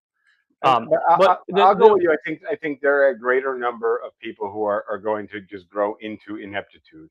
right, What was and the so other my half of the thing that you said? hold Because on. I answered part A. So my issue is like you've like the self motivated people are never a concern. Well, the problem is when you've got the people that could be motivated if they were provided the right tools and environment, but that environment didn't exist and the follow through didn't exist, and these people that could have been successful didn't become successful because they never learned the hard lessons. Think about it like this: like imagine you're in 10th grade, right? Well, can I just give you a parallel, and then if you agree, you can agree, and we can move on. If you Yeah. disagree, you can just give your example. My track and cross country career, I thought I could have been a really good runner. Unfortunately, I was a good runner amongst my immediate competition, and I was never pushed harder. I would, and I loved our track and cross country coach, but I felt like he never pushed me. I just felt like he never coached me in the sense that me personally needed to be coached. And to me, that's Justin, you can be better. You're good, but you could be great. um like imagine you're in 10th grade and halfway through the year your average is a 59, right? Hmm. Now imagine you being back in 10th grade and like the prospect of they and the teachers and the administration tell you you got a 59 right now. If you don't bring your grades up, you're doing 10th grade over again. How hard are you working in the second half of the year? Yeah, you're gonna work your ass off. But today, like it's so hard to hold kids back when they don't do assignments. That Like does not make any sense to me. no, It does not make it any doesn't sense. have to. It's not supposed to. But my point is like because kids have found out that like when they don't do the thing, it just kind of gets like swept under the rug or whatever, and who cares? Like push them on anyways. So like if I were in charge of a business today right now, like I would look at any high school degree as worth about as much as whatever that piece of paper is.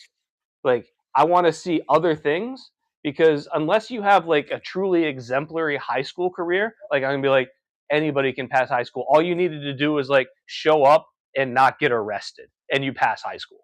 Basically, yeah. And It wasn't the case for us. to our knowledge, we didn't push you that much, but No. but hang on, but you gave me a two-part question. I forgot the other part of the question. Now we're 5 minutes later. I forgot the other part of the question. You basically said, was it society that failed kids, or just kids, not stepping up? And then there was another part, and that was more kind of attuned to this adulthood, like our generation. Like, Well, the point you were making is, um, I was talking these about these like, 30 or 40-year-old people that are just like still acting like kids. Like, what's the deal with that? Maybe you can articulate that well, again so I can I answer it mean, better. and to a degree, I'm kind of guilty of this, because like I Failure I to buy launch. stupid shit. What? You're saying kind of failure to to drink scotch and start a family and treat them like shit, Well, and smoke cigars, and just be the traditional adult that we know of from like the 60s to 80s or something. Is that what you're talking about? well, I guess I would say Because I think those when, are all the hold negative on, sides of being hold a on. bad adult. I think, and I think where I'm going with this is, when we were kids, whenever we interacted with adults, for like the vast majority, probably 95 to 99% of the time that we interacted with adults, we came away with the opinion of, these people know what they're doing. Oh, okay, Whatever it is that that's they're the right doing, they know opinion. what they're doing, right? So what you're saying is that as young people, we assume that people that are older than us know their place, and know their position, and know their course. And now that we have become older people, we've learned that older people are just like kids with graying hair and pot bellies. And the funny thing is that I've actually known that since I was like 15 years old, and maybe 16 years old. And and what led me to that belief was the family argument over our family camp, when I realized that my aunts and uncles were just shitty children that had gotten older than me sooner. Um, but they were just kind of impetuous like children that had just gotten older. That was very clear to me. But a lot of people assume that adults like have the answers, and unfortunately, that has led to these 22-year-old kids occupying a decent percentage of Congress, at least New York City uh, politics, which I don't necessarily think is bad. I don't think necessarily that young people being in politics is bad. What I do think, and this is what you were texting me earlier, James, is when adults send emails with typos without punctuation, and I'm it's talking about 7 lines. professionally. Like, look, we need to It's specify professional emails. yeah, well, it's 7 lines of text with no punctuation, and this is a professional email. And what I found now is that New York City law is being written like that. What? Yeah, yeah, it is crazy, because here's the thing: as a broker, I have to read it and interpret it, and the city. So we had a law that came out in 2019. We did not get interpretation of the law until 2020, um, and the interpretation was different than the way the law was written. And then you're trying to figure out who interpreted it, who wrote it, and then like what? Let's wait for the court cases to go through, where the actual judges have to decide on it. It's some crazy stuff. If you actually start reading legislation, so when I look at these young New York City Congress people on their TikTok pages saying, fuck this person, fuck that person, I'm just like, dude, I don't know if I can trust you. I understand you're getting people behind you, but like, you're the person that sends the 7 line email with no punctuation, and I don't that's know much kind of about that, because I like, when it comes to, if you're talking about like city council, like the bar to clear to get like a city council seat is a lot lower than it is to get like a US Congress seat. And so like if you've got an actual congressional office holder that is 25, because that's the minimum age. You have to be 25. yeah. let's say they're 26. Like, in order to run a successful congressional campaign, like you have to have your shit together. Like, But here's the thing: is the dumbing of the American mind, the dumbing of the consumer mind, and that's where we're lowering this oh well, threshold. We're lowering this barrier of entry for people. And what you were saying earlier is that like people sending professional emails, and I understand that language change. So the argument against what you were saying is that language changes over time, language standards change over time. But I have text message conversations with people where like I literally don't understand what they're saying because there's no punctuation. well, And I understand I'm supposed to intuit some of that, but like I'm not a mind reader, and I also can understand that a sentence reads three different ways depending on the punctuation. So you don't understand that though. You as a sender. So part of what I teach in sales is communication and the understanding in communication of that what you say doesn't matter. How it's interpreted is what matters. So you can't speak well, as if you want to say something. You have to speak as if the other person is understanding it. Well, yeah, but there's also the whole argument, like, precision of language is like, if you are if you craft your language appropriately, then what you say will match how it's interpreted. Like, If you craft it exactly, if you craft it and articulate it. But what I'm saying is that you must craft it in the sense that you're crafting it. You're not just speaking it and right. assuming the other person understands because you're crafting it for the recipient. No, there are times that this probably happens at least once or twice a day in my job, where a situation will arise where I need to respond to somebody else at my company. And I know what the answer is, and I spend 5 to 10 minutes thinking about how to write a 3 to 4 sentence at the most response. Well, of Because, course, because nobody reads more than that. well, it's not even about that. It's just that, like, the information that needs to be conveyed is that simple. Yeah. But I Well, will spend 5 or 10 minutes on 1 to 4 sentences because I want to make sure that I am communicating clearly and professionally, and that nothing I can say can be misinterpreted or misconstrued, and that I am that there's no way that anybody can read what I'm saying negatively. let me tell you something interesting. You might like it. So I have spent so much time just reading and just learning about subliminal messaging and subliminal psychology. Um, when I send emails, I craft them as such that first thing I understand is that the last line of the email is probably going to be the last thing the person reads, also going to be the first thing on their mind when they respond. But what I also do is usually if there's an ask, it's the last line, but I will italicize it sometimes and underline it sometimes. Throughout the email, if there are things that I want to stand out in the email, here's what I do: is I select all of the text. This is interesting. I select all the text, and I usually text in like a dark blue. So what I'll do is I'll select all the text and mark it like a dark blue, and then the lines that I want to stand out, I put them in a slightly lighter blue. uh, and just knowing that when somebody just kind of looks at the thing, the mass of words, that their eyes are going to be drawn to certain. They're not going to know why, and we're talking like it's very subtle variation. But I do these things because I understand how people think, and So I don't have to go to anywhere near those lengths because I'm not looking to create sales. I'm looking to communicate information a lot clearly. of mine is not sales. A lot of mine is not sales. It's just I need this done. It's hey, here's X, Y, and Z. I need it done. Can you do it? So again, my situation is different because very rarely do I need something done. It's usually I just need something done correctly. But like, the timeline doesn't really matter because, like, the timeline matters to everybody else except me. No, that's So true. That's true. Yeah, you're just kind of a cog in the wheel there.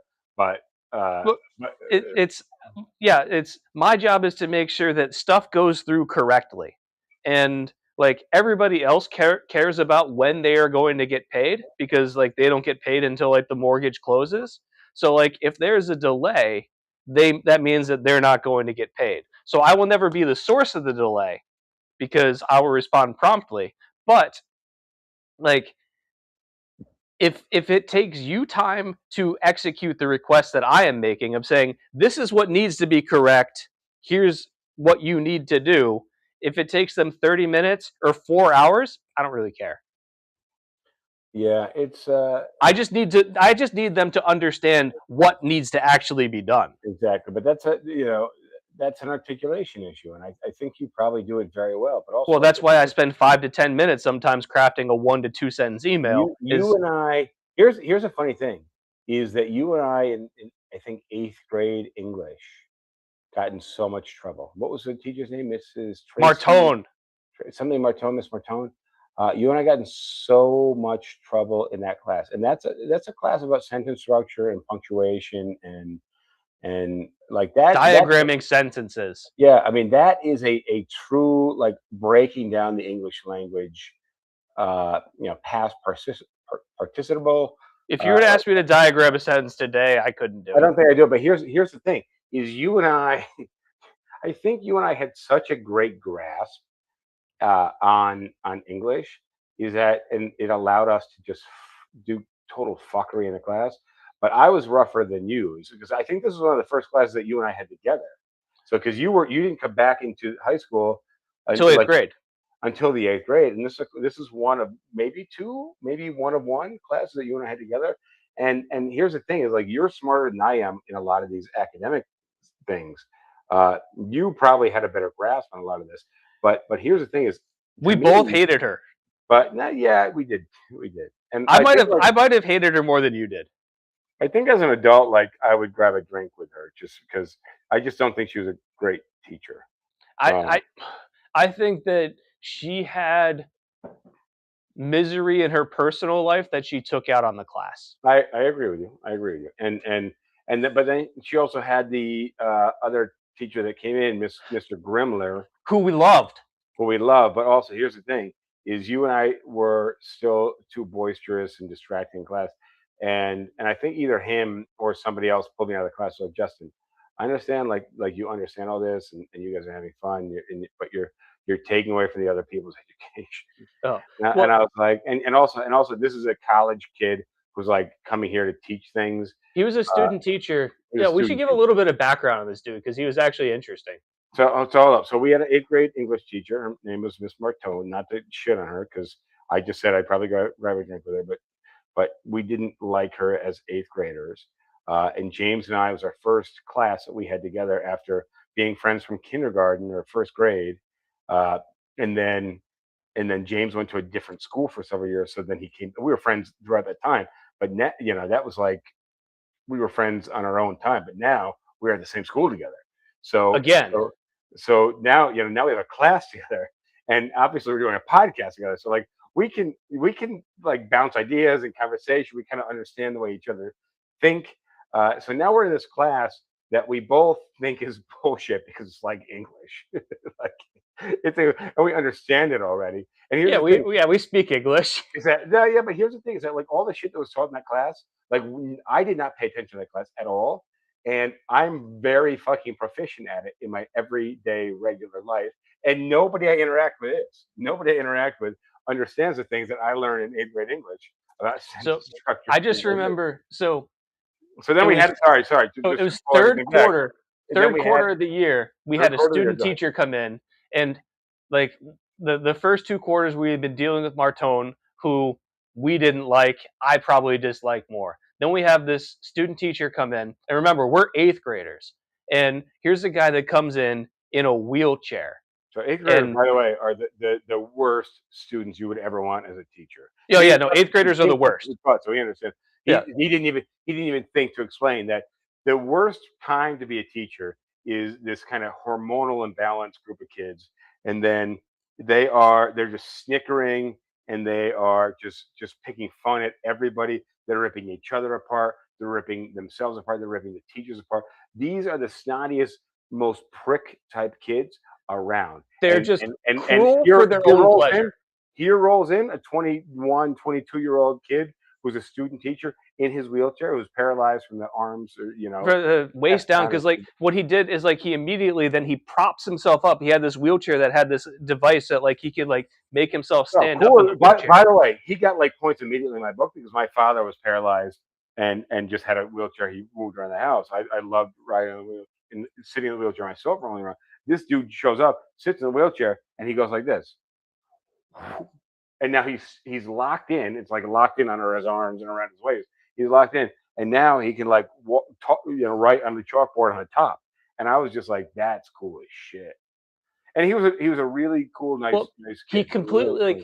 like as cruel and snickering as eighth graders were, like nobody said anything about it because like he somehow was able to immediately like get respect from the students far more than Martone ever did. But that's the issue about personality, right? Like you can be in a wheelchair and just be like a slobbering baboon, or even try to pretend that you're cool.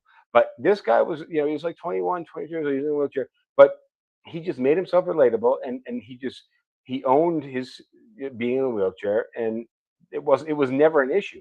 I just remember thinking the wheelchair was kick ass because my father had a wheelchair, and his was better. But, Yeah. but I just like when he taught, people paid attention, and like I remember, and this is there two things. One, when like he taught for 1 quarter. During that quarter, my grade went up 12 points. I believe that. I believe that. Because one, he like the assignments he gave were not bullshit, and two, he graded fairly. Because Martone gave me half points on every single one of my homeworks because I insisted on doing it in pencil. Because like when you're diagramming sentences and shit like that, you make mistakes, you want to erase, you fix it. So I would do them all in pencil, which is like they have to be turned in pen, half points. Fuck you. Yeah, But but that's so what. but I also remember like on the very last day, he's like, "All right, guys, like it's been good having you as a class and everything, but like my time is up. Like Martone's taking back over or whatever. So like this is my last day. Goodbye." And then Martone walks into the room, and I took two pens and locked them together into a cross. Look, you may not know this. You didn't come up, and I think at my request, you didn't come up in September for my mom's thing, right? I wasn't able to. All right, so it's been a long day for me today, actually. I found out. So we did my mom's memorial in September, I think last year, and it's funny because a few months, last summer, I was trying to reach out to our driving instructor, Mr. Ben, Yeah.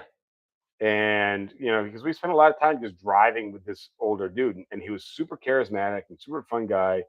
And towards the end of my driver's ed uh, lessons, he was going through like a divorce type situation with his wife, and things were rough, and he kind of broke down, and then it was like driver's ed over, like get out of the car. So it was a tough kind of parting ways with this gym teacher. Um, and he'd been in our life since we were in kindergarten because he worked in the elementary school as a gym teacher. He worked in the high school as a gym teacher, and then James, you want to do a little break? Should we do a little break? I can't hear you, but you want to do a 2 minute break because it sounds like your mic died. Yeah, I had to switch out mics. You want to do a 2 minute break because I want to Yeah. talk about this. This is important stuff. No, I just all I was doing was switching mics. All right, so can you talk about Midori real quick while I do a quick break? No, Come on. just put on a graphic or something. Well, I don't have a graphic. That's not a thing on here. It's like Here, let's do this. Do me a favor. Just make yourself the next drink with Midori or something. I'm gonna run. I don't have any of the tools. Like I wasn't prepared for this. All right. like- Well, talk about English class in the 8th grade. I'm gonna run to the restroom real quick. No, hold on. I've got a different thing that I can talk about. I got to fix the stupid lavalier mic. I'm gonna come back to TikTok in a second. Make sure you subscribe so you can actually get back on TikTok and watch me when we do this again, which is going to be about 40 seconds from now. So, all right. So I'm going to talk about the text that you sent to me earlier today about curating your life. All right, go ahead. All right. So put me full screen. Cool. All right. So yeah, me and Justin were going back and forth about I was talking about like adults being kids, and part of it was, I mean, actually from when I was a professional soccer referee and doing like the adult league in Charleston and even professional games, and seeing people that were older. Most of them were older than me at the time, and whenever something didn't go their way, like throwing genuine temper tantrums. And that was kind of my first real experience with seeing adults acting like kids. But I listed a couple different reasons, most of which we've talked about. Um, and Justin's response was, I'd like to think of adulthood as curating your life as much as possible, getting away from BS like people who can't spell and jerks who can't control themselves, and being able to do the things you want, have the things you want, and avoid the things you don't. Obviously, there's always going to be obstacles, but surpassing those obstacles and achieving your desired life is kind of a measure of winning as being an adult. And it made me think about like a little bit of how I conduct my own life, but like in response to Justin's idea of like curating your life as an adult, like there's kind of a fine balance between two competing tensions, which is like if you over curate your life, you create this kind of walled garden where you're never uncomfortable because nothing ever challenges you, and everything does what you want it to do, and everything works, and everybody around you just tells you that you're great and you can do no wrong. And like that could be a cushy lifestyle for sure, but like you're never going to be able to grow.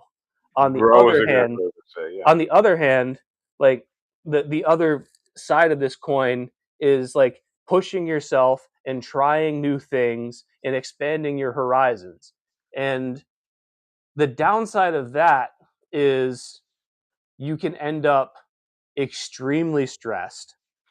You can be in situations where you're downright uncomfortable and flailing, and you might overextend yourself either physically, financially, mentally, emotionally.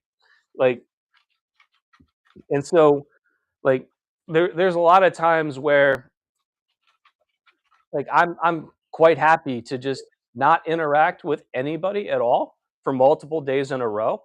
And then Which is wild to me, by the way. yeah, but I also recognize that like that's really unhealthy.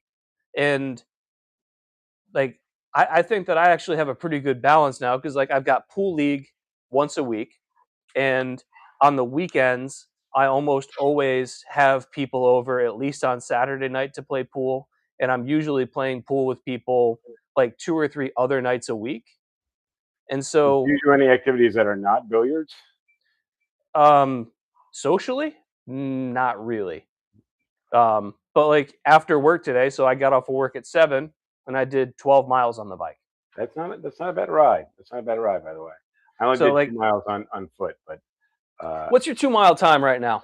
I was surprised on my first mile ended up being like a low 8 minute.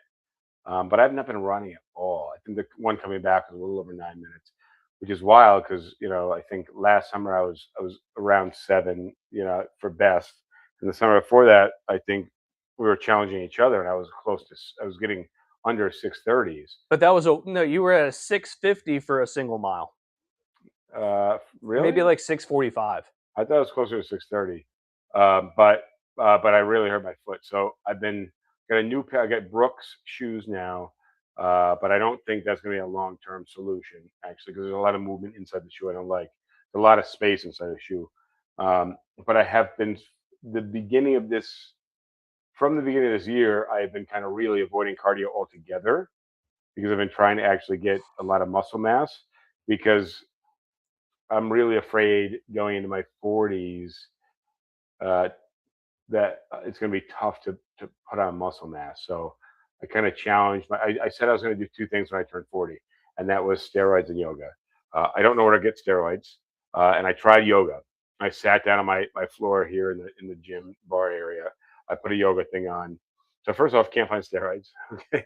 All right. Second off, I'm like, I've got comments on yoga, but I'll let you tell your I'm gonna story. do YouTube yoga. So I went for there's a few that were the video starts and like gong bangs and they're like, all right, feel the chi, smell your crotch, and I skipped a lot of those. So there's one that's just kind of like basic yoga. Like we got into it and they're like, all right, ass up in the air, but then it still got like a little too like spiritual. I was just like, just show me some fucking stretches. Like, just fucking stretch me out. Like, I, I don't want to be in a cult. I just want to stretch, man. I just want to stretch. And I went through another video and another video, another video, and they were just all too. Uh, I didn't like them, so I couldn't do it. So basically, I just said, you know what? I'm going to my 40s. What I'm going to start doing. I started the year with a fast, water fast for 5 days. I think I might do a 7 day water fast next. I actually really enjoyed it. Um, and then I just kind of went hardcore with the lifting, and that was cool for a while. But now I kind of hit a plateau. So I actually put on 12 pounds of muscle, but now I've hit a plateau, and I can't get past that. And it's been bad. I've lost a little bit of muscle, and I put on a decent amount of fat. So I'm not. I mean, Cardio is a solution. I'm not doing bad in terms of muscle, right? Like, but I'm Better not. than me, but that's I never want been it to my be. goal. I want it to be leaner. The kind of mid area fat. I want it to go away. Um, and the thing is, come May or so of this year, I was bigger and leaner, and then I just kept doing the same workouts. And now I incorporated a run. So for the last 2 weeks, I've been doing runs on and off, and this week I've run every day. So your 2 mile times like low 17s. Mid 17, yeah, it's under 18, obviously, because the first mile is in the eights, the second mile is around 9. And now first mile was like 8:04, the second mile was like 9:07 or something. So it's not good, man. No, But like here's the thing: is trying to run when you're 240 pounds is not the same as trying to run when you're, I mean, for me, 105 pounds, I would be like yeah, fucking you've never Grease been. lightning. You haven't been 105 pounds for 30 years. Yeah, exactly. I mean, a little less than 30 years, but I mean, 150 pounds, maybe. I mean, I was 105. no, well, 205, 205, I said. 105. Did I say 105? So, Yes. 205 is still a long time. So I was 205 when I was like 13, 14 years old. But when I turned 16 and like halfway through the following year, I got down to 154. Uh, and I was very Wasn't your skinny. lowest like 140? Maybe I don't remember. I don't. If you're saying it's more likely because I don't have a good memory. But The number that's in my head is 138. oh, maybe that number rings a bell for me, but only because of the weight class. I think I probably wanted to be in the 138 weight class, maybe. But I remember having to wear a shirt in wrestling season that said 155, I think, and being embarrassed because I was like, I'm not 155 pounds. And the wrestling coach wanting me to wrestle into like 165 class. And I hated that because I wanted to be lean. I wanted to be a runner. I joined wrestling so I could be a runner. I joined wrestling because I couldn't play basketball. I didn't want to play. I was a shitty basketball player, and I did not want to play volleyball. And I wanted to exercise in the wintertime. And wrestling is the majority of training for wrestling is exercises, lifting weights. The thing Lifting weights, running, a and little then bit of technique. and then technique training, which is what, just sweaty, uh, you know, beating up dudes, which I like. I never wanted to do that. I was like, all right, so I'm going to join the wrestling team, but I'm not going to wrestle, and also I'm only going to lift weights and do exercise. I'm not actually going to hit the mats. And then it just ended up like, all right, you got to do this if you got to get a team, and I enjoyed it because it was like a brotherhood, and it was we all got the fact that like we were straight dudes, but we were wrestling. It's a very weird thing. Although, do you know that one of the wrestling teammates above our grade turned out to be gay? Who? He ended up being a cop. His name was John something. Really nice guy. uh, I don't give a shit that he's trying to be gay. But here's the thing: is when you're a high schooler, hugging and rolling around with other dudes, you're kind of like hoping they're straight. Which ultimately, like, I would wrestle with gay dude. I don't give a fuck. Like, he's not getting off on it. Like, maybe he is. I hope he's not. Probably not. But probably not, because like when you're wrestling, like having a boner like is almost physically impossible. Like when you have to run, when you have to do a race, like a cross country or a track race, and you have to pee. But I always used to have to pee beforehand, and that was only nerves. But if I didn't get a chance to pee, your body actually shuts that part of your body off, so you actually can't piss when you're running. So if like you're running, you're like you try to When I stop was the piss. refereeing, like, Yeah, and if I were doing like these tournaments where I might have been doing like 3, 4, 5, 6 games a day, like yeah, you're drinking a lot of fluids, you're especially in this. sweating a Like lot. a lot of these tournaments are in the summer when it's hot. Like I would go 6 to 10 hours where I might be drinking a gallon to a gallon and a half of liquid, never peed. Why? Guess where all that liquid was going? Well, it's a couple of things. So you're sweating it, but there's a thing about adrenaline that it actually tightens your whatever muscles in your groin, so that, like, imagine you're hunting or you're being hunted. Uh, we're talking 4,000, 8,000, 10,000 years ago. You're being hunted. You can't stop and take a piss break, and if you do, you can be tracked by the scent of your piss. So your body actually, under adrenaline, shuts down your piss. You actually don't want to take a piss. My biggest issue, always, the only thing that's ruined like a couple of races for me, was having to take a shit, which is, which is Different system. it's a different system, unfortunately. And uh, I think we were talking about this on the phone when I called you last week, and I was talking about, were you talking about like going out on a run? Oh, you're talking about going to Philadelphia and doing the run, and you Well, that said, so was you went heat. out. So you went out and you almost passed out from heat. What do you call it? I got into a bad situation in Philadelphia So because it was 105 degrees I'm gonna do and two long stories short. I'm gonna give you a story. I'm gonna give my story. no, hold on. You tell your stories. I'm gonna go refill my drink real quick. All right. Make yourself full screen because I gotta check a So message I'm gonna on my I'm gonna computer. do I'm gonna do my. This is not a fun story. This is not a fun story. So let me make sure we're still live over here, because I feel like, oh wait, maybe we are, maybe we're not.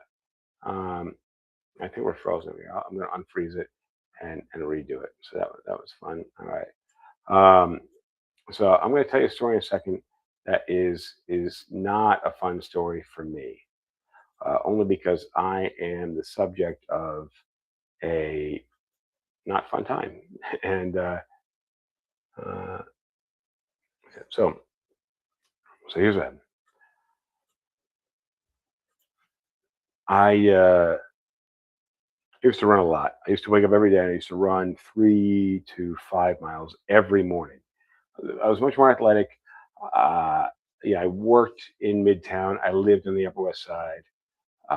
Actually, this is even back when I lived in Harlem. When I lived in Harlem, I used to run a mile to the track and run 3 miles on the track and then run a mile home. So I used to run a lot. I love running. I actually hate it, but I just know it's good for me.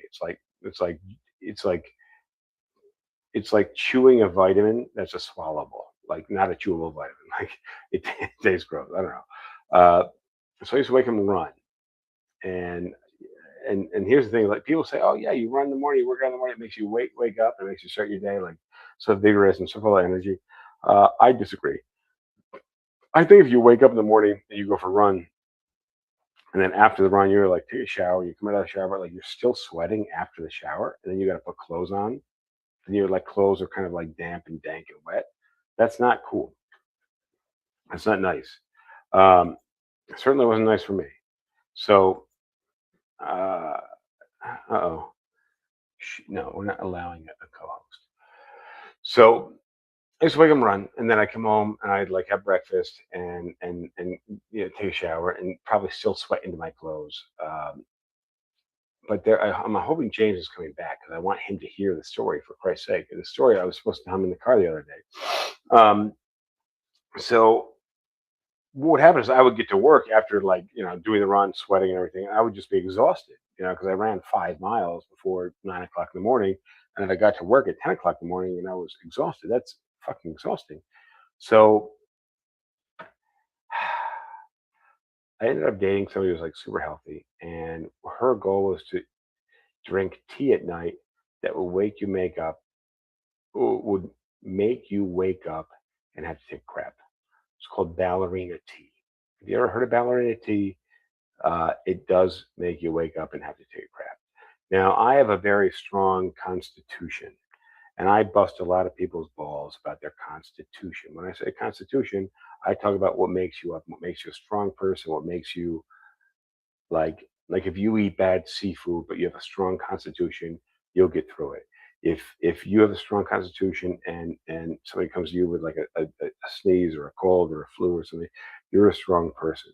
But if you have a strong constitution, something happens to you, you get through it because you're a tough person. Looks, I think James is back. I think he's back. We'll wait for him to sit down. I don't know if you can hear me or not. I think you got a thumbs up. You're back in place. All right. I'm telling the story because I want you to hear it. Because I wanted to tell you on the phone last Thursday or Friday when I called you. It's Friday when I called you. And I was real hungover, and I told you Friday. First off, I'm talking about having a strong constitution, which means that like you can eat food off the ground because it makes your immune system stronger. You can you could go too far with that. Well, you can obviously like I've actually got a theory about reusable shopping bags that like that shit holds salmonella and E. coli.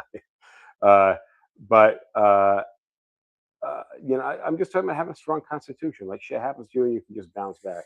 And I feel like for the last 10 or 12 years, and Jonathan Haidt will agree with me probably that we're like breeding soft people, and with soft constitutions. Everybody's got a wheat intolerance, and everybody's celiac, everybody's lactose, everybody's allergic to peanuts, which we are. Like you can look at the studies, and we're actually breeding people into peanut allergies because we don't give them the peanut. We don't give them these peanut products. There is some truth to that. Yeah, there is. Yeah, but point is that we're building people uh, who have lesser immune systems and have what I would call a weaker constitution. What makes you up is just weaker. Like what I realized. I went on a run 10 years ago, and I was running. I went up a mountain. I came down the mountain. I mean, it's like a 10-mile run, 10-mile run. And I just remember like I got to a field, and I was like, but there's no path through the field. And I was like, I can't go through the field. I will die. Like I will, it's like wheat. I have like some small allergens, but also like all the grass is like cutting me as I go. There's ticks. I was like, the earth is designed to kill you. The earth is designed to kill you. Like we are, we create our own environments, but basically, like you can build your immune system. You can build your tolerance. You can build like my hands. My hands are. It's funny because I remember seeing somebody do this as a kid, and then like not understanding it, and then like being an adult and like doing it. So like when I saw wood, and on the end of the plank of wood, there's like the edge of the wood has got like some splinters sticking out. The normal person would take sandpaper and like buff it out. I just take my hand and go because the skin on my head is tough. And if I end up getting a splinter, I just pull it out, Or if the splinter is deep, I cut it out with a fucking razor blade. Now, I'm not saying I have the toughest of constitutions. What I'm telling you is like I can get a stomach ache from eating seafood. Another person can eat the same seafood and spend 4 days out of work. Okay, so here's where I'm going with this. I was dating somebody who insisted that we drank ballerina tea the night before. So what tea? Ballerina tea designed to keep people light and on their toes. What it actually was a Isn't diuretic. that just like a diuretic? It was a diuretic, exactly. It was a diuretic. So I, 10 o'clock at night, now I don't drink a cup of tea. I drink like a 30-ounce vat of a mason jar of this tea. But so real quick, if I just guess the first letter of this person's name, you already know. Yeah, G. Yeah. So not important though. So no, but it is to me. I'm living on the Upper West Side, and every morning. So you missed the part where I was saying that when I lived in Harlem, I ran 5 miles a day. At this point, I ran 3 miles a day. and obviously I've decreased it year by year by year by year since.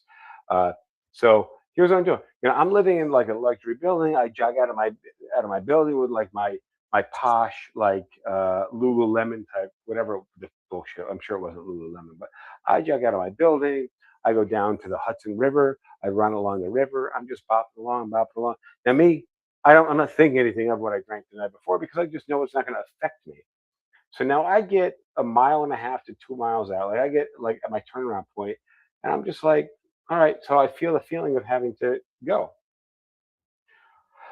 but I'm like, cool. I got a tight sphincter, and I start jogging back. I get like a half mile back, and I'm like, I don't think I don't think I can hold it. Actually, I'm like, well, shit. Now I got like a mile and a half at least to go. So I stop. I'm like, all right, I don't think I can keep running because it might actually come out. So then I'm like walking, but I'm like, oh shit, I think this is too slow. If I'm not going fast, it's going to come out. I'm not going to get home in time. So I'm walking like fast, but like if I run, it's going to come out. But if I walk, I'm not going to get there fast enough. So I'm basically like on the Hudson River, grabbing on to the railing of the Hudson River, right, and just pulling myself along because I can't walk fast because it's going to come out, but I can't walk slow because it's going to come out. And I can't run because it's come out. Then of course, I find the public bathrooms, and they're like I don't know 100 yards away from me, and now I'm trying to like pull myself to the bathrooms, like, and then of course I ran into Casey Neistat. Now Casey Neistat is probably New York City's most famous vlogger, and I had just discovered this guy like a week before, and it was kind of before he hit like ultimate YouTube fame. And he was just kind of rolling around on a skateboard with like spray painted sunglasses, and he was like coming out of the bathrooms as I was like pulling myself like, up to the bathrooms. And that was the worst experience I ever had. And it was a diuretic fucking tea, and diuretic tea. And whatever you were telling me yesterday about when you went out for this run and you got so far out you weren't sure if you could make it back. That was my thing is I didn't know if I couldn't run, right? Because it was going to come out. So I needed to walk, but walking was too slow because it was going to come out. So I So ended up thankfully, dragging myself. my issue was not intestinal in nature. It was purely temperature.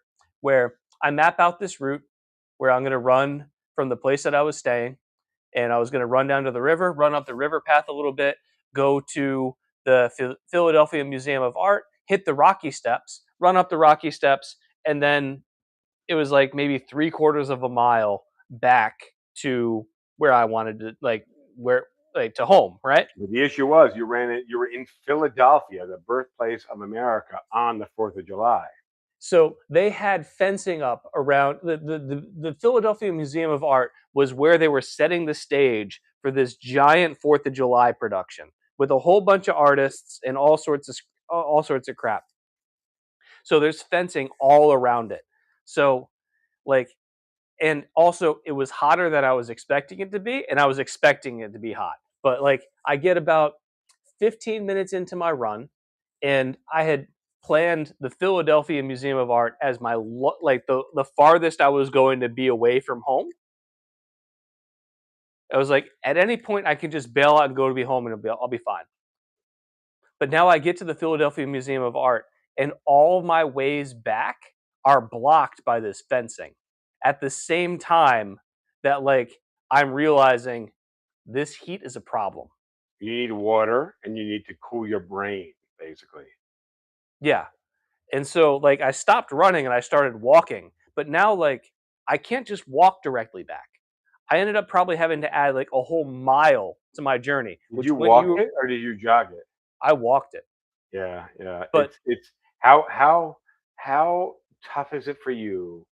Because I know you and I, like in that athletics, are like really like we like to just push ourselves into the misery of the pain because we know it makes us stronger. And like I mean, I've been walking on some of my runs lately. Uh, how miserable is it for you to like force yourself to walk because you know it's what your body it's the only way to like survive, basically. I was very upset because I think that if Were you upset with the circumstance or upset with your fitness level? Because I'm upset with my fitness level and my age. Uh, all of the above. It's But it's like become for me. It's become a frustration with my age, is because when I was younger, I just knew that I could push myself. I knew that my mental aptitude, my mental ability, whatever it was always below my fitness maximum. So I knew that I could never push myself mentally harder than my physical self could handle.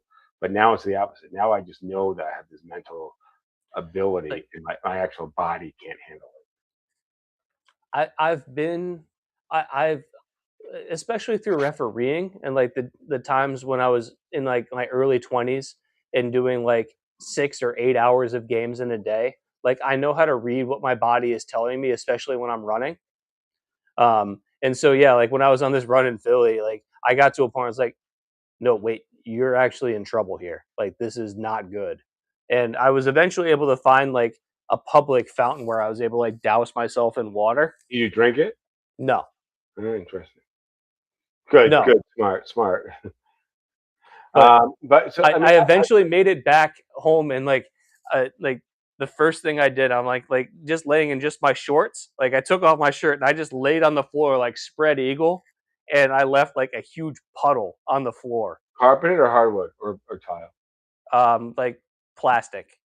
Oh, all right, fair enough.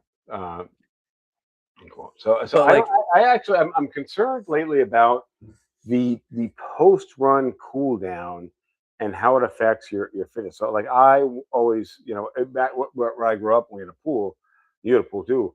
I used to jump in the pool after the runs, and now we've got like a kid pool in the backyard.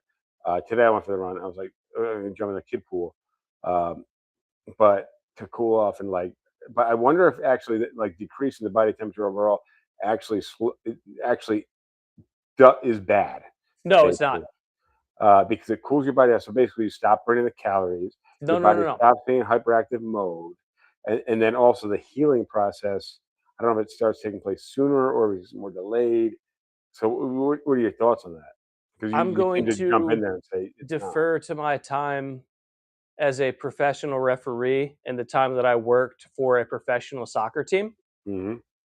which is like especially in environments where the game is taking place in high heat, Hmm. like what you will see the players do when they're subbed off or when the game ends is they will immediately jump into an ice bath. Yeah. Well, but is that what is the what? I mean, for me, the ice bath has always been mental. Like I actually once I started this summer, so I told you I went and I put on a lot of muscle, and I did this like thing where I was lifting really heavy for months and months and months, and then I kind of hit a plateau, and then I like to push through the plateau. I just realized it's all mental, uh, and then I started taking cold showers. And cold showers, the only reason I started taking cold showers was because I wanted to fuck with myself harder. Um, No, but I did not see the ice plunges, the ice baths. There's mixed science on it. Everybody's there's a lot of science that says it's so good for you and X, Y, and Z, but there's also a lot of science that says just like these people are idiots. so the whole idea is like when you're exercising, you're exerting your body, you're pushing it, Is it and lactic acid? no, well, maybe it's to limit lactic acid production as soon as the workout ends. But like having a high body temperature is not a good thing. Now, I like don't while think you're exercising, it's unavoidable. I don't think it's a good thing either. And I've got some mixed feelings about the hot rooms, the sauna and the dry sauna, basically. But go ahead, I'm tell not me. talking about that. No, I know, but I think there's pros and cons to that. So sorry, go ahead. The whole idea is once you're done exerting yourself, like you need to one replenish fluids, and two you want to get your body temperature down to a healthy range. And so like if you're running especially in a hot environment, like so the definition of I believe heat stroke is an internal body temperature of like 106, which Shit. That's like a medical emergency, right? Yeah. Well, I But mean, like you're passed out basically at that point. You're passed. close, yeah, you could. Yeah, Um, and we talked about that last week. so, but like if you go out for a run like I did in Philadelphia, where the external temperature is 103 or 104, and you're And you're running, exercising. like your internal body temperature could easily be 103 or 104. You don't want that. The only time that you might want that is if you're actively fighting an infection, and even that's questionable. Well, but that's where you and I have gotten into this Hold thing on. where we know that. Hold up, I'm just saying that when you and I've gotten sick, I think you and I both experimented with hardcore cardio working out and vodka intake.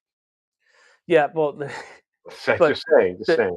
but what I'm saying is, like, if you are not actively fighting an infection, having a body temperature much above 98.6 is not healthy.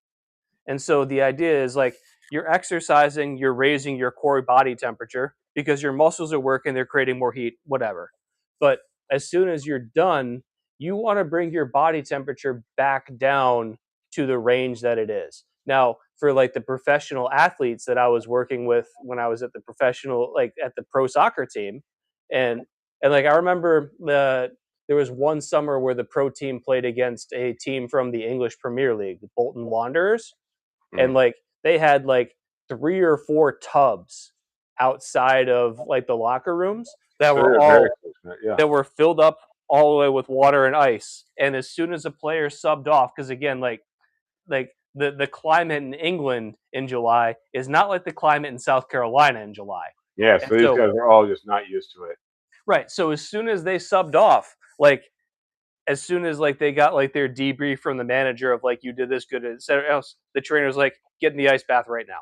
But here's the thing of, like, I have always done these workouts, whatever it was, and I have pushed myself, and I've just figured like the worst that I can make it on myself, like the worst possible scenario that I can put myself through is, which also like physically I could handle it, like cardiovascularly, um, I could handle it. The mental thing was always the toughest part, right? Like mentally, Right. I've just always led I'm going to myself stop you into. there. Hold on, No, hear no, me out. no. I I want you just to always listen led to this. myself into like being the most like beat up and most uncomfortable that I could ever be. And I've just always assumed that the recovery from that, it makes me a stronger person. So think about it like this. So like in martial arts, um, like just basic punching technique, right? Which is Hmm. this is not the right technique. No, yeah, but I understand where you're going with this. I um, think. so one of the things that like if you are serious about martial arts, they will tell you to do is like they want you to punch into like either like hard wood or like stone, but like you Yeah, punch lightly. Like you're not blasting it. yeah. You're It's not. I mean, you're not going to break it, so you're going to break your fist first. So you're right, hitting it but first. it's like punching enough that like it hurts a little, and you do this every single day, and you do it for 10 or 15 minutes where you're putting a mild amount of force. Hmm. And when you do I this think I know enough, where you're going. I think I know where you're going with this. Okay. it's like by doing this over and over again over a long enough period of time, like you're building strength in your bones because you're creating micro fractures, and I emphasize micro. Micro, yeah, exactly. Yeah, but well, so I think but hold on, yeah, no, I know wait, where you're but going with this. so the thing, no martial arts instructor in their right mind would tell a new recruit, To punch there's as hard as you can into a brick wall. Yeah, right, because what's going to happen? You're going to break five, 5 or 6 bones in that first punch. Now, and it's the same thing of like watching like the martial artists that are able to punch through like 3 or 4 blocks of wood or like 3 or 4 blocks of stone or whatever else. Like they've trained for that. How? By punching lightly into that same material finish what you're saying while I take another day over BR day. break. BR And break. Finish what yeah, you yeah, yeah. But like they've built up their hand strength day over day by punching lightly into a wall of wood or stone or whatever else. and those microfractures trigger the chemicals that help strengthen the bone and build more structures in the bone to make it stronger. And so, like, if you were to take me and put me up against someone who's trained in martial arts for the last 10 or 15 years of their life and have us try to punch through things, like, they're going to be able to punch through 3 or 4 stone blocks, and my hand's going to break into 5 places when I do that. Why? Because they've taken a light to moderate load and done that over and over and over again and built up the strength to be able to handle that heavy load. And so it's the same thing with any kind of exercise where you can find videos of, like, especially like in disasters. And this is probably like 20 years old, but there's a video of like some dude like lifting like half of a 1,500-pound helicopter, like this, to like a helicopter crashed and like someone was pinned underneath of it, and the dude lifts the helicopter off of them so they can get out. So that's adrenaline and like extreme situations where the human body is capable of a lot more than what we can normally do. But by doing something like that, like, you risk a really high chance of injury in that. And so, So like, the whole idea of like what I did in Philly of trying to run 2.5 miles in 105 degrees, like, he was I'm not biting off too much at one time right. without acclimating, It's without that was punching it, me lightly trying to punch punching. through 3 stone blocks when my Yeah, hand wasn't ready for no, it. I think, and that's why I have been going out all week long, and I should have probably taken like done every other day. And done just the 1 mile break, 1 mile back. You have to build up to these things, and I agree with you. There's a building up, but what I'm used to is just being young, where your mind usually fails before your body. Now I'm running into the issue where my body fails before my mind. And that's tough because I've toughened my mind for so much. But the thing is, you toughen it in one department, and then you bring it to another. So you have to do the weightlifting and things. But then I come back to the cardio, and the problem is the weightlifting has me 30 pounds heavier. So going back into it, and also the weightlifting heart versus the cardio heart. So when I did the blocks, the reality TV show I did a couple years ago, um, one of the guys who was a big fitness guy, we were talking about like fitness influencers and things like that. He's like, yeah, this influencer, he's really, influential guy. He's very motivational, but he leads people to hurt themselves because X, Y, and Z. And while lifting and doing X, Y, and Z is great, you're gonna die you're gonna die early if you're not doing also the cardio aspect, because the heart hardens on a certain side when it comes. So weightlifting, by the way, is great for your cardiovascular system because you're putting it under immense stress, right? Like you're putting it under, like, your heart is firing hard, fast beats basically. When you're running, it's when you get to becoming a good runner, it's firing slower beats, right? Like at a different intensity. So like you and me, I think, for example, have a lower heart rate. That does not help me when it comes to weightlifting. A higher heart rate with more intense beats is better for weightlifting. But of course, Well, my you're my also talking about slow twitch versus fast twitch. well, but that's the thing, is because of course your blood delivers to your freaking muscles and your brain. Uh, there's this so what they're saying, what he was telling me, is that don't lift and ignore the slow twitch and the cardiovascular aspect of it, because what's going to happen is you're going to change your heart, and it's going to hurt you in the long run. You're going to live to be 50 or 60 years old, and that's it. You'll be very healthy, but your heart's not going to have this ability to, uh, well, I'll go there in a second. Uh, Probably. So I got a poor drink to tell you Well, this. I want to go back to Hang on, yoga. I had bad news. I had really bad news I had to share with you. I had really bad news. What? And the problem is I'm running low on freaking liquor over here.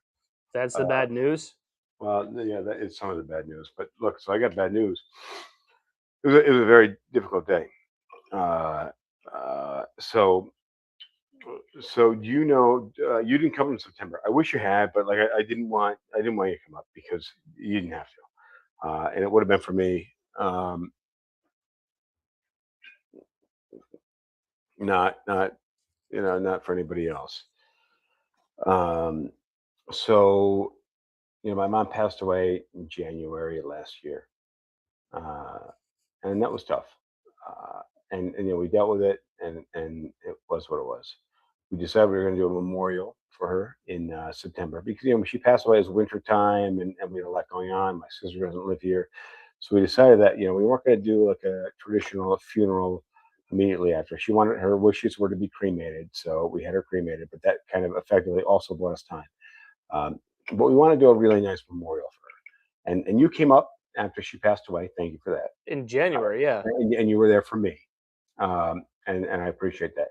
But the memorial, was effectively for everyone else. And my mom knew that. I knew that. And I got a pretty sturdy head on my shoulders, so emotionally, like I managed to get through pretty well. I actually, I do a dry January, but last January, my You mom got to was make an exception. dying when we were in the hospital. I actually didn't drink at all because I was doing it dry. I actually sat with her in the hospital for a week, for 4 or 5 days, and I was doing a water fast actually. So I sat with her in the hospital for 4 or 5 days, um, and I crunched on ice cubes and drank water while she was dying. So Biting into ice cubes is a bad idea. actually it was a little tiny. It was the best ice cubes that you could have in a mint julep. Oh, Yeah, the yeah, nugget ice. yeah. That was the best. It was hospital ice. It was the best fucking ice. We're not talking about like real ice. Yeah, Um, no, like nugget ice is fine, but like but I was in the hospital. I was doing a water fast, and I was dealing with my mom dying. So that was a really crazy fucking time. And I didn't. Yeah, I drink a lot, but I didn't want alcohol, and I wasn't thinking about alcohol at the time. And then she came to my house, and basically halfway through the month, she passed away after 14, 15 days of dying effectively. I didn't drink, but then I usually do a dry January. But of course, after she died, I was like, all right, she liked Bailey's and Guinness. So tonight we're going to drink too much Bailey's and too much Guinness, and of course that's a lot of sugar. So we're going to add some Jameson. so, but that was it.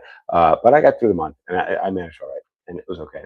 So that summer, um, I think about my mom dealing with all the feelings of everything we went through as a family growing up. We had a lot of trauma and a lot of issues, and we grew up well. We grew up really well, but everybody grows up and there's issues. So I just kind of went through. I spent the summer thinking about everything, and thinking about being a teenager. And the funny thing was, the weird thing is, I thought about driver's ed. Every day I got in my car and I drove the car. I would what's the think about, bad news? I would just hear me out. I would think about driver's ed, and I would think about our gym teacher who was our driver's ed teacher. And I remember driver's ed with Mr. Ben, and Mr. Ben was our kindergarten gym teacher, and then he was our. You've already told this story. Well, I'm telling the whole story now. And then he was our gym teacher through elementary school. He was a gym teacher through middle school, and then in high school he was a gym teacher as well. But he was still kind of like a kid's. He was still like he'd sub for our high school teachers, but he was still like just this charismatic guy. So I was just he was our driver's ed teacher, and I wonder what happened to him. And the last that I remember was being in the driver's ed car. Did I tell you this? Being in the Yeah, driver's ed car. not only have you told me this, you've told everybody else this. 30 seconds ago, yeah. So, he's going through a divorce, and I just remember him saying, like, But oh, if you want to tell this story again, I'm going to take a leak. so go ahead. So, well, yeah, I mean, there's a lot to this, James, so you got to go fast. So, Mr. Ben, our high school teacher, said to me, Justin, we drive by this house every day, and they got this 911 in the driveway, 911 Porsche 911. I know my life has made it when I got a 911, and that's what I want. So at a certain point, it was, I started driver's ed in October, and we did driver's ed for a few months. It was around the holidays. So during the holidays, I'm doing driver's ed. We're listening to Christmas music. And this guy put the Christmas music, the teacher put the Christmas music station on the car. And of course, he was in charge of the radio. So the driver's ed teacher put Christmas music on, and he would sing the Christmas music. We're talking like the old cronies, like, you know, uh, Dean Martin, all the old school, Nat King Cole, all the old school things. He would sing them out loud. He'd sing them on repeat basically. So the radio station playing Christmas music in upstate New York has got the same songs they play over and over and over again. And he would sing the songs, and he was so charismatic. Everybody liked being in the car with him. And then one day, I grew up in upstate New York, so kind of very suburban area, but we would drive the driver's ed car through the mountains and into Vermont. So we get the open roads and the highways without traffic, because Vermont doesn't have a lot of traffic. There's nobody in Vermont anyway, except Bernie Sanders. Um, so we drive through Vermont, and we had a lot of time there. We're talking hours. The thing is, like, we were all into it because we had all this extra time in the car. We drive from the meeting point deep into Vermont, and we just had, we drive through mountains, and we would go hours long because, it would be like whatever class, where the next class wasn't not, we do like a 9:30 a.m. class that was supposed to last an hour and a half, but his next class was 4 p.m. So we go 9:30. It was supposed to last until 11, but we go until like 1 o'clock. We just drive through the freaking mountains, and he'd sing these Christmas songs on the radio. But there was one day, I remember one day we passed this house, and on the hill, he'd say, "Hey, I pass this house once a week, and they have a Porsche 911. I just wish, I'm a teacher. I'm a teacher, guys, but I wish one day I had a 911." I just remember that. And then there was another day, a month or two later. And I remember, I knew this guy since I was like 6 years old. Another day we passed the house. He says, "Hey, guys, that's my house. Um, Sorry I brought you guys this way. I just wanted to see it." And we were like, "Okay, why you want to see your house?" And he said, "Well, my wife is leaving me."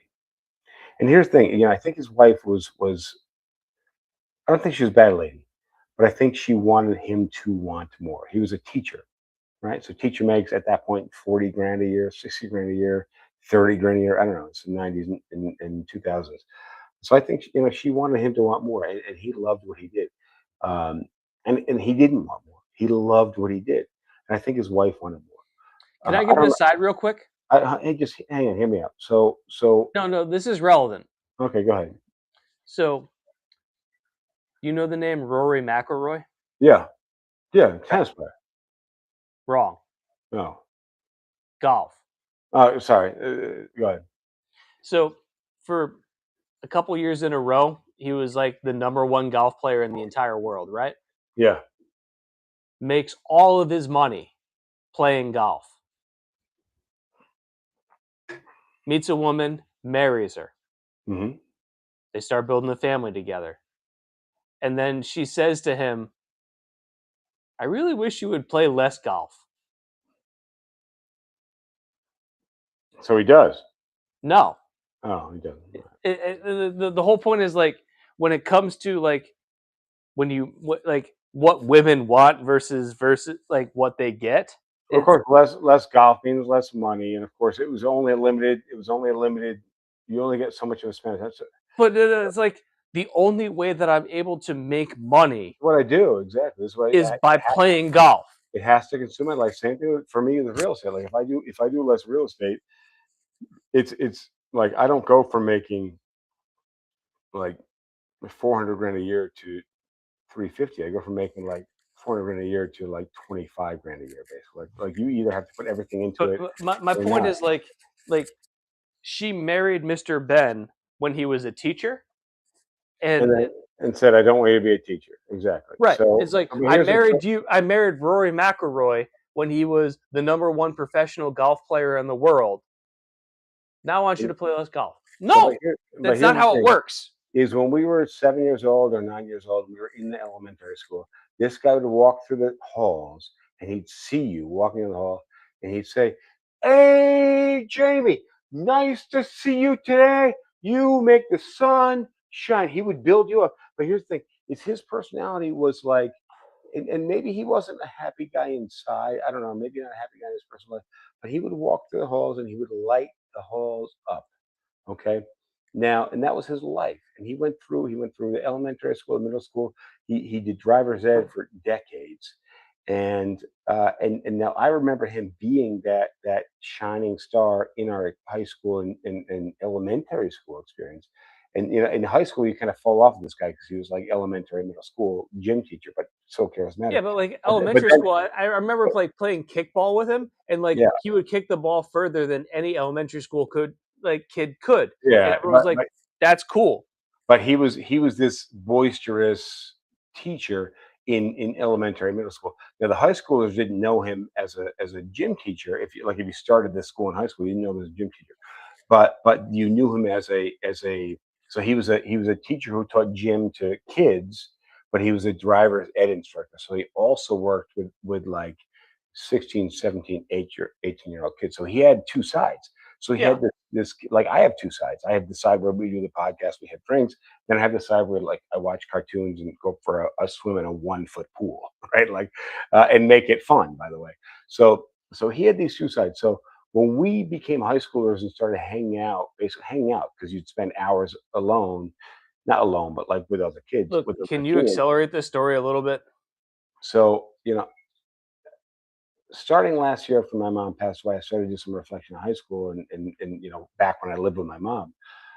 And Mr. Ben kept coming up, and then every time I got in the car, I would think of this guy, and I think like, wow, I love how I drive, James. I love how you drive. Like, we went through the same driver's ed course. Um, we're good drivers, and this guy made us good drivers. And every time I get behind the wheel, I think of him. So I was like, you know what? Let me reach out and see if he's still around. And I like some of my favorite teachers over the years. I like Facebook search them, but never could find them. This guy, so I reached out to the Tamarack High School group and asked people about him, and they said, "Oh, he died." And I was so sad, which is wild because no, yeah, I didn't hear it. So then somebody was like, "No, no, he didn't die.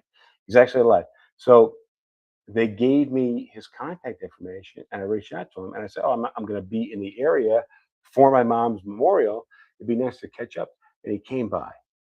And the crazy thing was, Mr. Ben was kind of a corpulent guy. Corpulent means husky. And he came by my mom's memorial, and he was very lean. And he still had the same personality. He used to say, "What's up, Buttercup?" In the hallways. He called my son Buttercup. He's like, "Hey, what's up, Buttercup?" I was like, "Dude, same shit. It's so funny." Um, and he was really nice. I was like, "Man, it's so nice to see you. You don't know, you had a big impact on me. Every time I get behind the wheel, I think of you. I haven't seen you in 20 something years. It's just really nice to see you. Thank you for coming by." And he actually had his like 40th or 50th high school reunion that day, and he said he was going to be in the area. He would stop by. So I got to hang out with him for 45 minutes or so. We parted ways. So I found out this morning that he passed away, and you know he's not in my life. It doesn't affect me.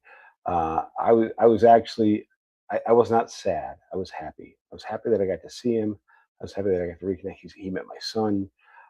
It was really cool. It was really cool because even though he didn't have an impact on the way that I look at life, he has an impact on the way that I drive. Just something I do every day. And that hit me, uh, it was cool, and it was wild to reconnect with him, uh, because I think people underestimate the impact that people have on you subconsciously, and I think that kind of the way that I drive, the way that I think is. And he told me he got a Porsche. So what you missed when you were off camera is we used to drive through Vermont through the Yeah, hills. no, We I used got to this. we used to pass his house, and there was a Porsche 911 in the driveway, and he said, "I know I made it in life when I had one."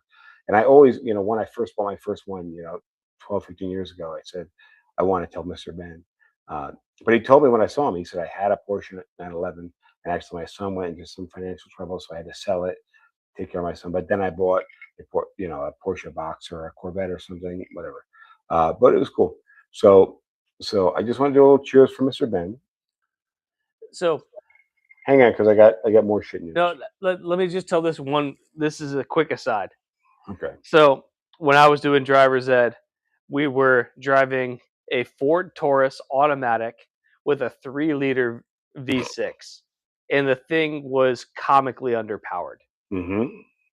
And like, I always wanted to just drive faster than Mr. Ben would let me. Well, you had to. By the way, if it was a 55, you could do 54. If you did 56, you'd be in trouble. But you had to learn to keep one speed. That was Yeah. thing. Like, it wasn't that I couldn't keep one speed. It was It that just the seems speed that he stupid to wanted do. me to keep, I didn't like. Yeah. But there was one time where like we were going up like a hill or whatever. I was like, "Fuck it, I'm flooring it." And so like, You told me a story. Go ahead. I floored it, and like the automatic transmission dropped into second gear, and I redlined like second and third gear, right? Yeah. And like I was still under the speed limit because this thing was Oh, yeah, such. yeah, of course. So, you're doing 40 miles an hour in a 55. You got to go up the hill. Yeah, and but like nobody else in like the drivers group that I was in had ever redlined this thing. And Mr. Ben's like, that's actually healthy to do for a car. Like every once in a while, you want to run out the gears to make sure that like you get like the temperature's hot and like you burn off some carbon in the engine. It's the Italian tune-up. Yeah, You but know like, the Italian tune-up, right? oh, I absolutely do the The Italian Italian tune-up. tune-up is if when you bring your car to an Italian garage, what they do is they take the car out in the highway, they bring it up to 100 miles an hour, and they bring it back, and it basically burns off all the carbon on your spark plugs. Yeah, but like Mr. Ben was like, yeah, that's actually healthy to do for a car. Like you guys should do this more You often. told me this in high school. It's so funny. I also taught Mr. Ben how to like e-brake a car and get it to skid out in the ice. Really, Yeah, dude? because Mr. Ben, I was like, let me show you this, because like the stupid thing with this terrible Ford Taurus was it had the e-brake all the way to the left instead of a handbrake. Was it a button or was it a pull thing? Neither. It was a pedal. Oh, the Ford fucking stupid pedals. Yeah. But Yeah. of course, but there's a disengage pull thing. You push the Yes. pedal. Yeah. So Yeah. what you had to do is speed up, turn, push the pedal, release the thing. Right. Yeah. But I was, because like I took driver's ed in the winter, and so I took in the fall. Exactly. You two must have yeah. taken it So I right took after. it in the winter when this actually mattered, because Yeah. like you don't want to pull an e-brake on dry tarmac. That's not really great. Well, I mean, it's bad for the car. It's just Yeah. stupid. Yeah. But But it's good to learn the limits of the vehicle, which I think one of the things that makes you and I a great driver of boats and cars is that we learn any vehicle we drive. Well, the same motorcycle, not so much for me. We learn the limits of the right. vehicle. But like for some reason, I was driving, and like we ended up like he was like, hey, turn into like this school parking lot or whatever. Like we're gonna turn around here. Okay, cool. And I was like, hey, let me show you something real quick. And so like I like took my foot out and like I pushed, like I was like, here, watch this. And like I engaged There the was snow on the e-brake. ground. There was snow on the ground. Huh? There was Yeah, snow yeah, on the yeah, yeah. ground. Yeah, like the It was parking very lot was common where complete. we grew up to have snow on the Yeah, ground. we were doing like 20 miles an hour at most. But I was And you like, hit the hey, e-brakes, this is a swung it back useful. on. I was like, hey, here's a way that you can teach your students like counter steering technique. And he's like, that's really cool. Like I'd never thought of that before. I was like, yeah, this is a way that you can kick out the rear end and teach people how to correct it. Well, I mean, yes, and I mean, you and I spent enough time driving around parking lots and streets and mountain roads in snowstorms to learn that feeling right before the car brakes, and then to understand how to counter steer. Even by the way, even if we learn the limit of the car under the snow, but then you learn how to counteract and counter steer the car, that still works when you don't know the limit and you hit and you break that limit on asphalt, because instantaneously your brain goes into counter steer. A lot of people's brain freak out because they never hit those limits. But look, so here's the first part of the day is learning about Mr. Man passing away. Um, the other part, and yeah, I probably should have called you before the podcast because I wanted to do a real tribute, which I've been avoiding for the last 2 hours. Um, my mom's oldest sister, Teresa, passed away today. Um, and I got to do a little tribute to her because uh, she played a big role in my childhood life. I don't know. Did you ever meet her? I don't think so. So she was a Jehovah's Witness, and I grew up in the Catholic Church, and my mother used to have her sister over to every Wednesday to teach us different passages from the Bible. So I learned many, many, many chapters of the Bible through my Aunt Teresa. Obviously, she taught us the Jehovah's Witness version, which was very comparable to the Catholic version. It's just kind of like a different understanding of everything. Um, and we spent a lot of time with Aunt Teresa. And then, after my father passed away, my mother went to. I mean, I don't know why the fuck we're doing this live, but I think hopefully it helps somebody. My mother had a few different breakdowns, and one of the breakdowns, it happened like short. My father passed away, and my mother got through everything and took great care of us, and our family helped out. Our family helped out. And then a couple of years later, she had a couple little bit of a breakdown. But the toughest breakdown that I had was when I was 16 years old. Years past my father passing away, and my mother just kind of hit like a brick wall with emotions, and she had a really tough time, and she ended up going and seeking help. My mom was a smart lady. I mean, you spent a lot of time with my mom. She was not like a wishy-washy, delusional, bipolar, or um, what's the other personality disorder that we talk about a lot? Bipolar. What's the other one? Schizophrenic? No, no, no. The other one we talk about, bipolar. Um, what? Anxiety? No, the other major DSMR disorder. Depression? No, not depression, man. What's the It's other? depression, anxiety, bipolar, schizophrenia. Those are like the four I'm major thinking of ones. something else, but I'm thinking of Borderline? borderline. Yeah, my mother was not schizophrenic. She was not borderline. She was not super depressed, but not borderline, not narcissistic. My mother was, the depression. She wasn't even a depressed person, but like depression. When when shit hits you over and over again, sometimes you hit a certain point where you ask for help. And my mom was not. Here's the thing: is like she was super strong and never asked for help. And then at certain points, she'd reach out to people and be like, you know, uh, it'll help. And a lot of the times, her sisters like pushed her into uh, a couple of institutions. First time she, after my dad died, she was single mom. And her sisters helped out, and she went into a little institution. But the major surprise was, a decade later, um, and we were like teenagers, and life was normal, and everything was cool. Um, and my mom like just hit this point where she shut down, and my aunt Teresa came in, and uh, at this point, basically, my sister and I were running the house on our own. We were, mowing the lawn, doing the laundry. My mom had a job and didn't have much to worry about in terms of running the house, but she needed some straightening up. Not that my mom never did drugs. I mean, to my knowledge, never did drugs. Never like went into crazy depression, but like she knew when she needed help mentally, so she'd go into a thing. And this happened when we were younger, when right after my father passed away, and this time I was like 16, 17 years old, and my mom went and she thought she needed help. And my aunt Teresa came over and she took over the house and she started doing laundry and cooking food. And I mean, I don't even remember her cooking food because at this point I feel like we were cooking our own food. I just remember her making Rice Krispie treats and being like, "All right, kids, like here's some stuff." But she was Jehovah's Witness. Her first husband was a Hell's Angel, and she lived that lifestyle, which is a crazy lifestyle, being a Hell's Angel wife. Okay, I don't know what that was like. in the 80s, probably early 90s, maybe latest. Probably drugs, alcohol, like bad shit. I don't know. Maybe not. And he died. I don't know how he died, but he died. And she found solace in religion.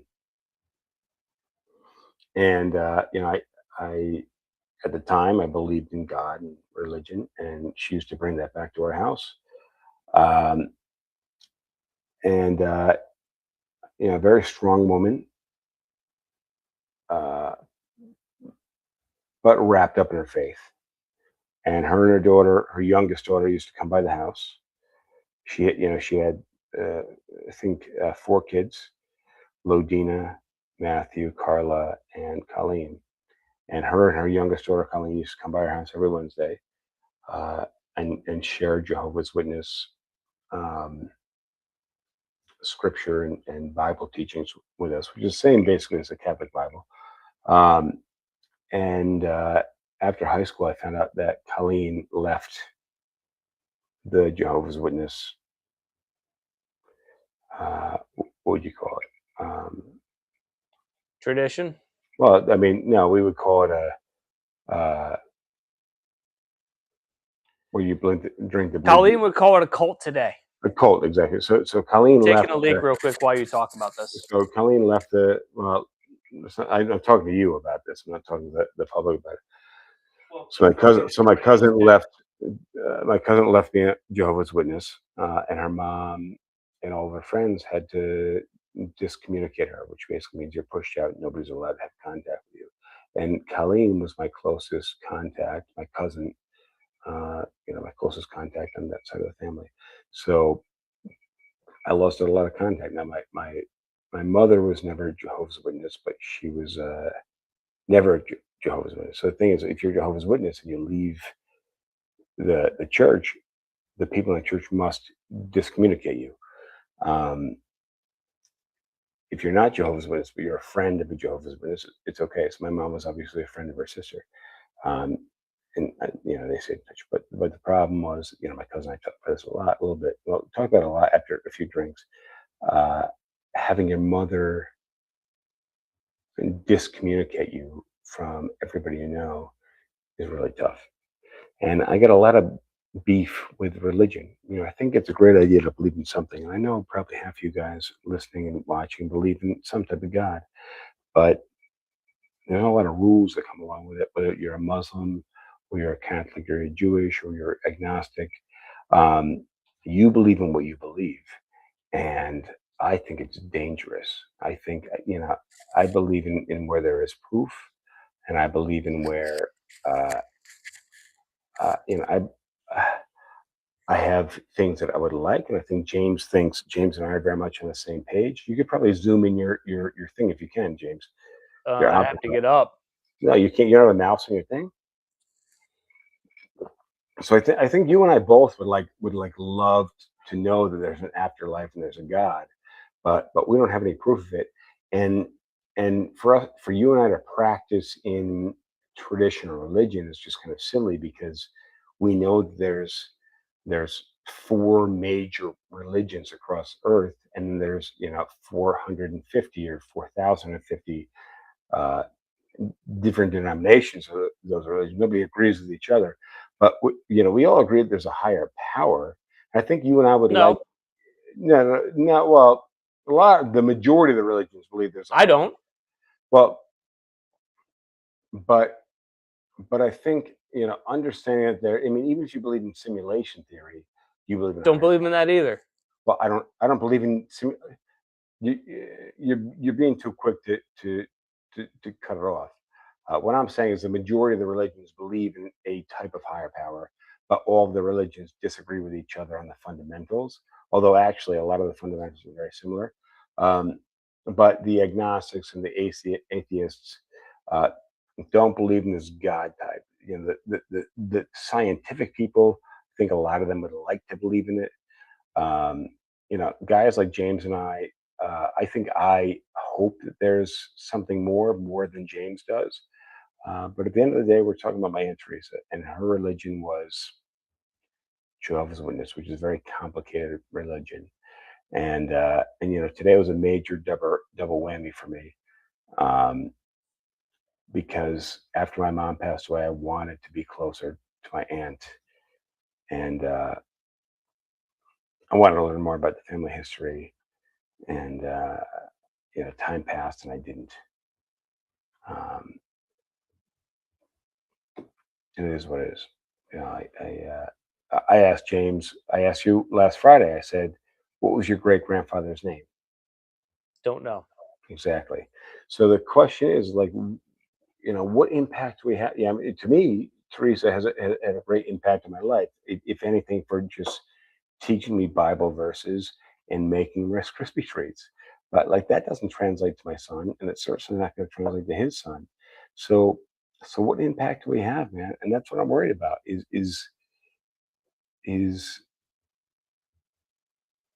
what are we doing here, man? But that was my sad sharing of shit was Mr. Ben and my aunt, and I almost called off this podcast tonight because I felt like it would be irreverent to do a podcast in the new knowledge that my aunt passed away. I'm gonna lighten it up. Well, I'd like a little feedback before you pivot totally. Feedback on what? Just everything I said. Well, Right? I deliver a lot. It's very heavy for me to talk about people that are dying, and I've had a rough last year and a half. So if you want, I could hit the bathroom again if hold on. you want to, talk about whatever. But Well, I'm gonna. and we should probably we should. Can I take a piss real quick? You just shoot the shit for a minute. Well, Uh, before you do, so There's a lot. It's a lot. I know, but when it comes to the impact that somebody like Mr. Ben or your Aunt Teresa had on you, I have very limited feedback because these are things that affected you in a certain way that don't really apply to me. So my commentary is going to be very limited because your stories are personal. Okay, let me take a quick But break. Probably I because was gonna say, hold on, before you do, be fast because I gotta. I understand.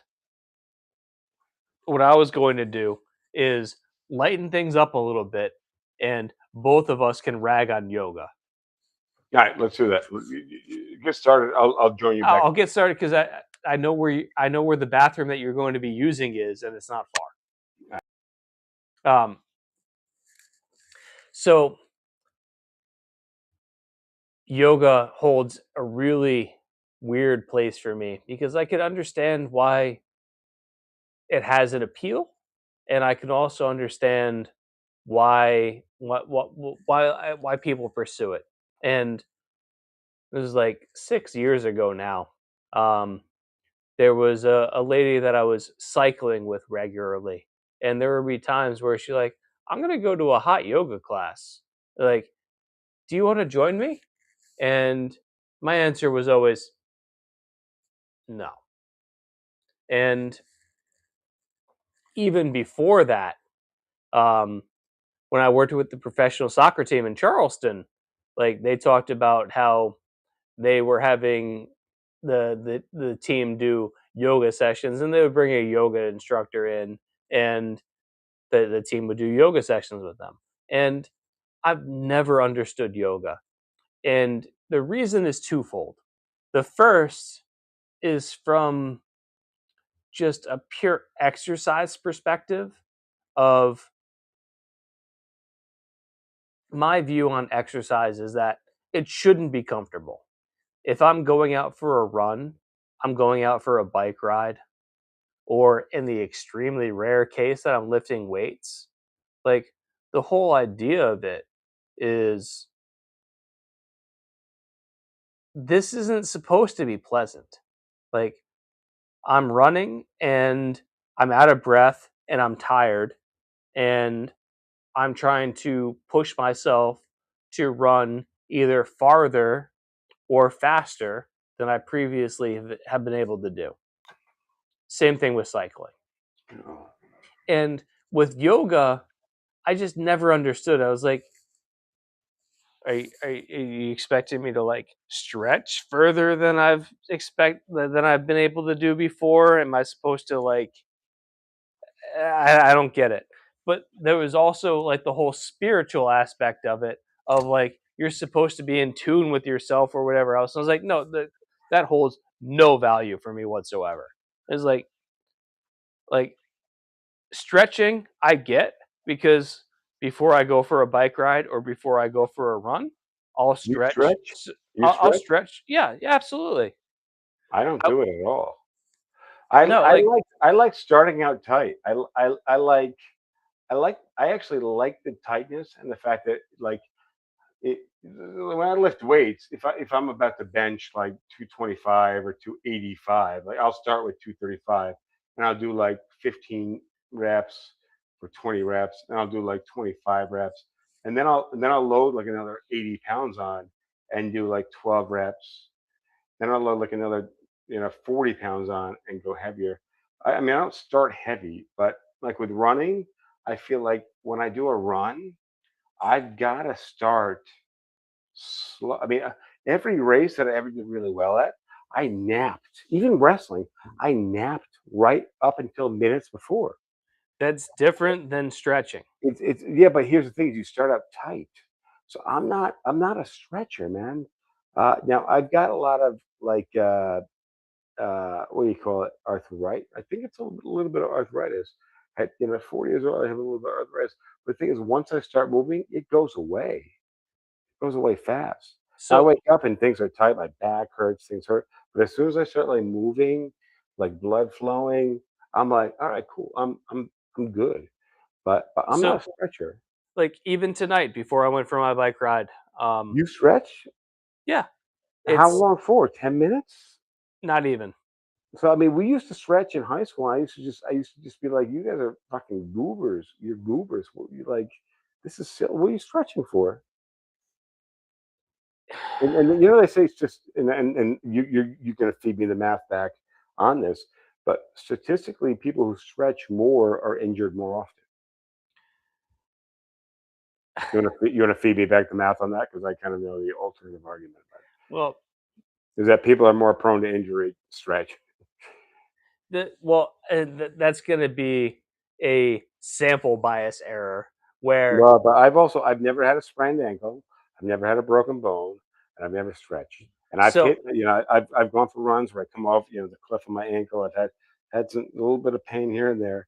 The biggest thing for me was just the so when it uh comes to sprains or breaks, stretching isn't going to help you there because those are extreme injuries. but Like here's my thinking is that actually not being stretched keeps my shit more taut so I don't get the sprain. I don't get the roll. mm, And I'm faster to kind of rebound, pick it up that's before completely before before my that's ankle turns completely over. wrong because I mean, I know people that I've gone on hundreds of miles of runs with people who get injured, and I run the same terrain, man. you're still completely wrong. So you just think my ligaments are better? You're wrong, and here's why. One more quick question before we finish. Have you ever pulled something or hurt something on an exercise run or a bike ride and just said, "Let me power through this," and then it goes away? No. No, really? I got halfway back in my run, and I felt like I had torn something in my heel today, and I was like, all right, I'm gonna take it easy, take it easy. And I was like, wait a second, let me put a little more weight on it, a little more weight on it.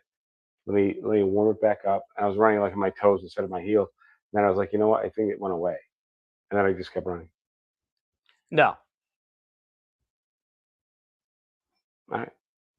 Injuries are injuries, and like anytime I've tried to power through something, it's just made it worse. Now, The when only it thing comes for me was the heel spur and the plantar fasciitis. Those are the only things that really got me. right, and what happened with your plantar fasciitis I when mean, you that what that when shut me you down. ran through it? when you ran through it, it Yeah, got worse. way worse, way worse. That's the only things that got me. Okay. But but everything else has not. I mean, the plantar, and this is the first. That's why it was wild to me, is because when I started to have the pain, I kept running, and I was doing like 9 mile runs, 8 mile runs a day, Right. and during the pandemic, where I was like, the gyms are closed, so the only fitness I have is running. Like I can do 400 push-ups, but like I And can't lift and what I'm saying 125 pound dumbbells is over my head. what I'm saying is, like, the plantar fasciitis was a genuine injury and not just like momentary discomfort. And the thing is, when you have a genuine injury, you can't power through it because it's an injury. And so, like, I probably spent somewhere between like 3 and 6 minutes stretching before my bike ride today. When I go for a run, What about stretch the did you same do? thing. What stretch did you do? So do you do like, hold on, let me ask you a question. Do you do where like do you do like wide? Do you go wide? No. Because for me that's nothing when it comes to running. Do you go up and back? So I'm very curious about running stretches because for me it's not going this is wide. cycling. Hmm. So cycling stretches, Shoulder for you, especially shoulders and the main elbows. one. I no, like the shoulder. Actually, at this point, like I've got an MRI next week. Yeah, I'm really curious to hear about this. Well, I mean, we'll find out once the We'll MRI is see. done. Yeah. But so the shoulder at this point, like I'm hoping to injure more. No, I hope not. You're an No, idiot. no, it makes sense, You want to see something on the MRI. right? Because like the shoulder doesn't hurt at all right now. So Well, like the whole idea is like but I in the wanted to, MRI, you'll see the scarring. Don't hurt it more. yeah, yeah. But for cycling, like the stretches that I'll do is the basic quad stretch where you Hmm. pull it and you feel like this part of your quad, Hmm. like so I'll do Yeah, your that. quad. You're pulling back. Yeah, you feel the quad. Yeah. So Okay. A this one quad where you're stretch. pull. Yeah. The next Okay. one I'll do is your hamstring stretch, where you're taking your leg and you're pulling it like this. You go across with the hamstring. Interesting. Interesting. Yeah. The next one, Which the hamstring, by the way, when you're cycling, does not cross like that. But I no, think that but it's good you to want to stretch it. stretch it. Yeah. The Yeah. next one that I'll do is like a hip flexor stretch, where Hmm. you're like this part. So like what you do is you put one leg in front of the other about like a foot and a half. Hmm. You push your hips forward. Whoops. You lock one leg in place, Mhm. and then you push your hips so you feel like the You inside of. can't see this on TikTok, but he's Hold on, showing us some good hold on, stretches. I'll do it. You're starting at TikTok right now. Yeah. So here, like it's this. I'm Mhm. trying to stretch this part of my Yeah, the my hip leg. flex. You're stretching the hip flexor. Yeah, Yeah. So and yeah, so which I think is good. I agree with you. Yeah. yeah. Uh, Um, sometimes I'll do like kind of like the groin stretch where like you keep one leg straight and mm. then you're leaning to that way, so you like the groin. Um, Interesting. So you can sit down. We're on the same page. I think you're And then the doing last one will be like a calf stretch where like you put your like heel down that. onto the Yeah, ground back and and then down. Yeah, and you stretch the calf. Yeah, I think so. So I think here's where we are different. And I mean, all the stretches you're telling me right now, the 5 stretches you did, perfect for cycling. Um, I think that our major differences is that I'm not an athlete. So I mean, people see me, I look athletic, and I feel athletic, but like I don't have the zh, zh that athletes have. And the reason being is that uh, my physique is just built by building muscle, which I recognize is like I just work out to look good naked. I want to sit at a bar and have a cocktail and look good. That's it. I'm not doing exercise to. And this is by the way, we're talking only weight training. I don't do exercises to like be versatile or have ability. The exercises that I do are like very like weight training. When you think about it, is like building muscle. When you think about it, is kind of stupid. It's because you're building almost non-functional muscles. Like biceps, for example, do nothing. They do this, right? Your wrists, your forearms, and your biceps do this. Biceps do nothing. I remember in high school when we were wrestling, the wrestling coach used to make fun of everybody who had biceps and be like, "Bis are for the guys because they look good. Tries are what make you push and make you actually have strength." When it comes to sports, it is the um, your tendons and ligaments that build that strength and build the muscle around them And to cardio. to pivot. Well, we're not even talking about cardio yet, but the muscles around the ligaments and the tendons to go back and forth and to be super fast twitch, um, up and down. So like my legs, each leg probably weighs like 85 pounds, but I can only jump like 3 inches off the ground, which is embarrassing. But but I'm not athletic. So athletes have a whole different. Most athletes are not muscle bound or super muscular. Like if you look at a basketball player, even a soccer player, these guys are. I mean, a soccer player probably way better shape than a basketball player, by the way, just because the distance of the field and what they're doing with their bodies, and also soccer players, their bodies are moving way more than basketball players, which I think actually both are moving a lot. Um, but none of them are muscle bound. When you look at a American football player, the only people that are muscle bound are the linemen, and the only thing the linemen Running do, backs. well, running backs too, but they are not. I mean, linebackers are thick and wide, and what they do is kind of move forward and swallow, right? Like they just move forward, but their muscles are one directional, right? So when you look at a real athlete, like a runner or somebody who even plays tennis, their muscles, even not even a runner, by the way, if you look at somebody who's the only thing they do is running, like they can't play tennis, they can't. Uh, Runners are what's called skinny fat. but well, that's one thing. But runners, like your muscles are hip flexors, lower abs, not mid abs, by the way, not mid abs. Like I've had great lower abs always. I've never had great mid abs. Okay. Uh, because running is hip flexors, lower abs. Okay. Uh, Quads and calves. I've always had big legs because my quads, my hamstrings have always been, but more, quads. Your calves are important, but there's a weird thing about calves that you never build mass in calves as a runner.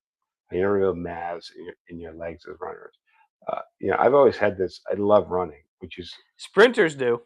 sprinters run 100 meters, 200 meters, and they build fast twitch muscle.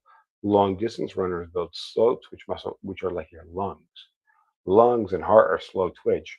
Um, Resistance training is fast twitch, and sprinting is fast. It's just different types of muscle.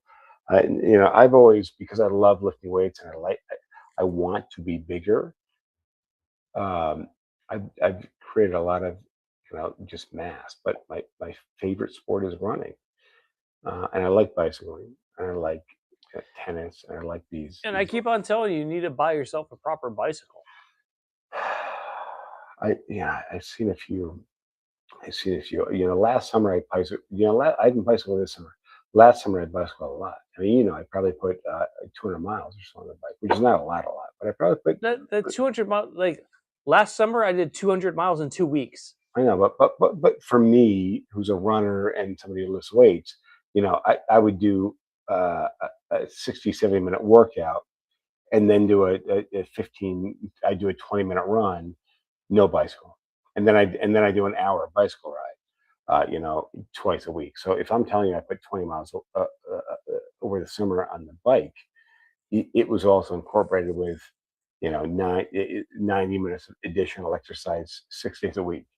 So, but the way that we grew up was a being sons of dudes who grew up in the 70s.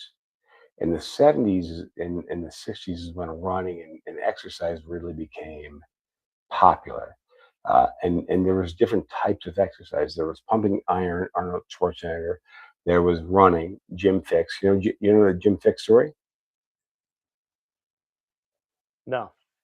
He was an overweight guy who wrote the book The Art of Running, which I think we have in the library. I think I read it. I think we have it not we don't have the library, but the office. I think we have The Art of Running in the office. And he actually died from a heart attack on the side of the road in like upstate New York, Connecticut or something.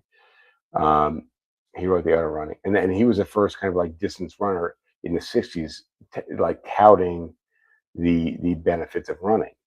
And then obviously running kind of took over from there, but he was like the first American, like way before Steve Prefontaine, way before like the whole Olympic running thing took over. He was just kind of like a dude in America that like wrote books and shared his story on running.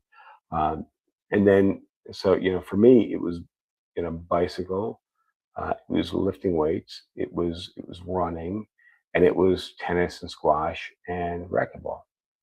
Like, were those not kind of the things we were brought up on? Never played squash. Need to take But a leak though. I take a leak, but yeah, I'm gonna refill mine. So being kids that grew up in the '80s and '90s, our parents were keen on the sports that were influential to them, and you know, we grew up in the '90s. I mean, our parents grew up in the '60s and '70s. So in the '60s and '70s, you had bicycling, you had um, the Arnold Schwarzenegger pumping iron.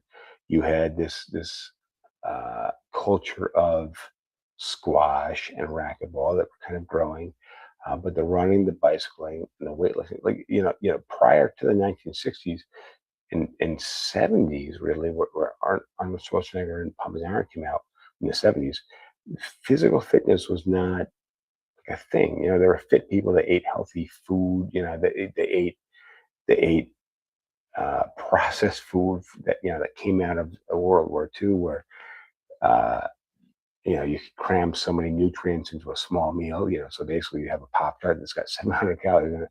Like that was considered uh, great health. You pop 700 calories into a Pop Tart. That was great health, because before that, it was a piece of raw bread, which was not raw, it was cooked bread, but it wasn't the bread that we have today. Wonder Bread was this revolutionary thing, and Wonder Bread was what? Not real bread. It was sugar.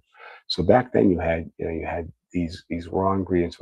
So at a certain point during in the World War II, we had these production lines, this industrialization.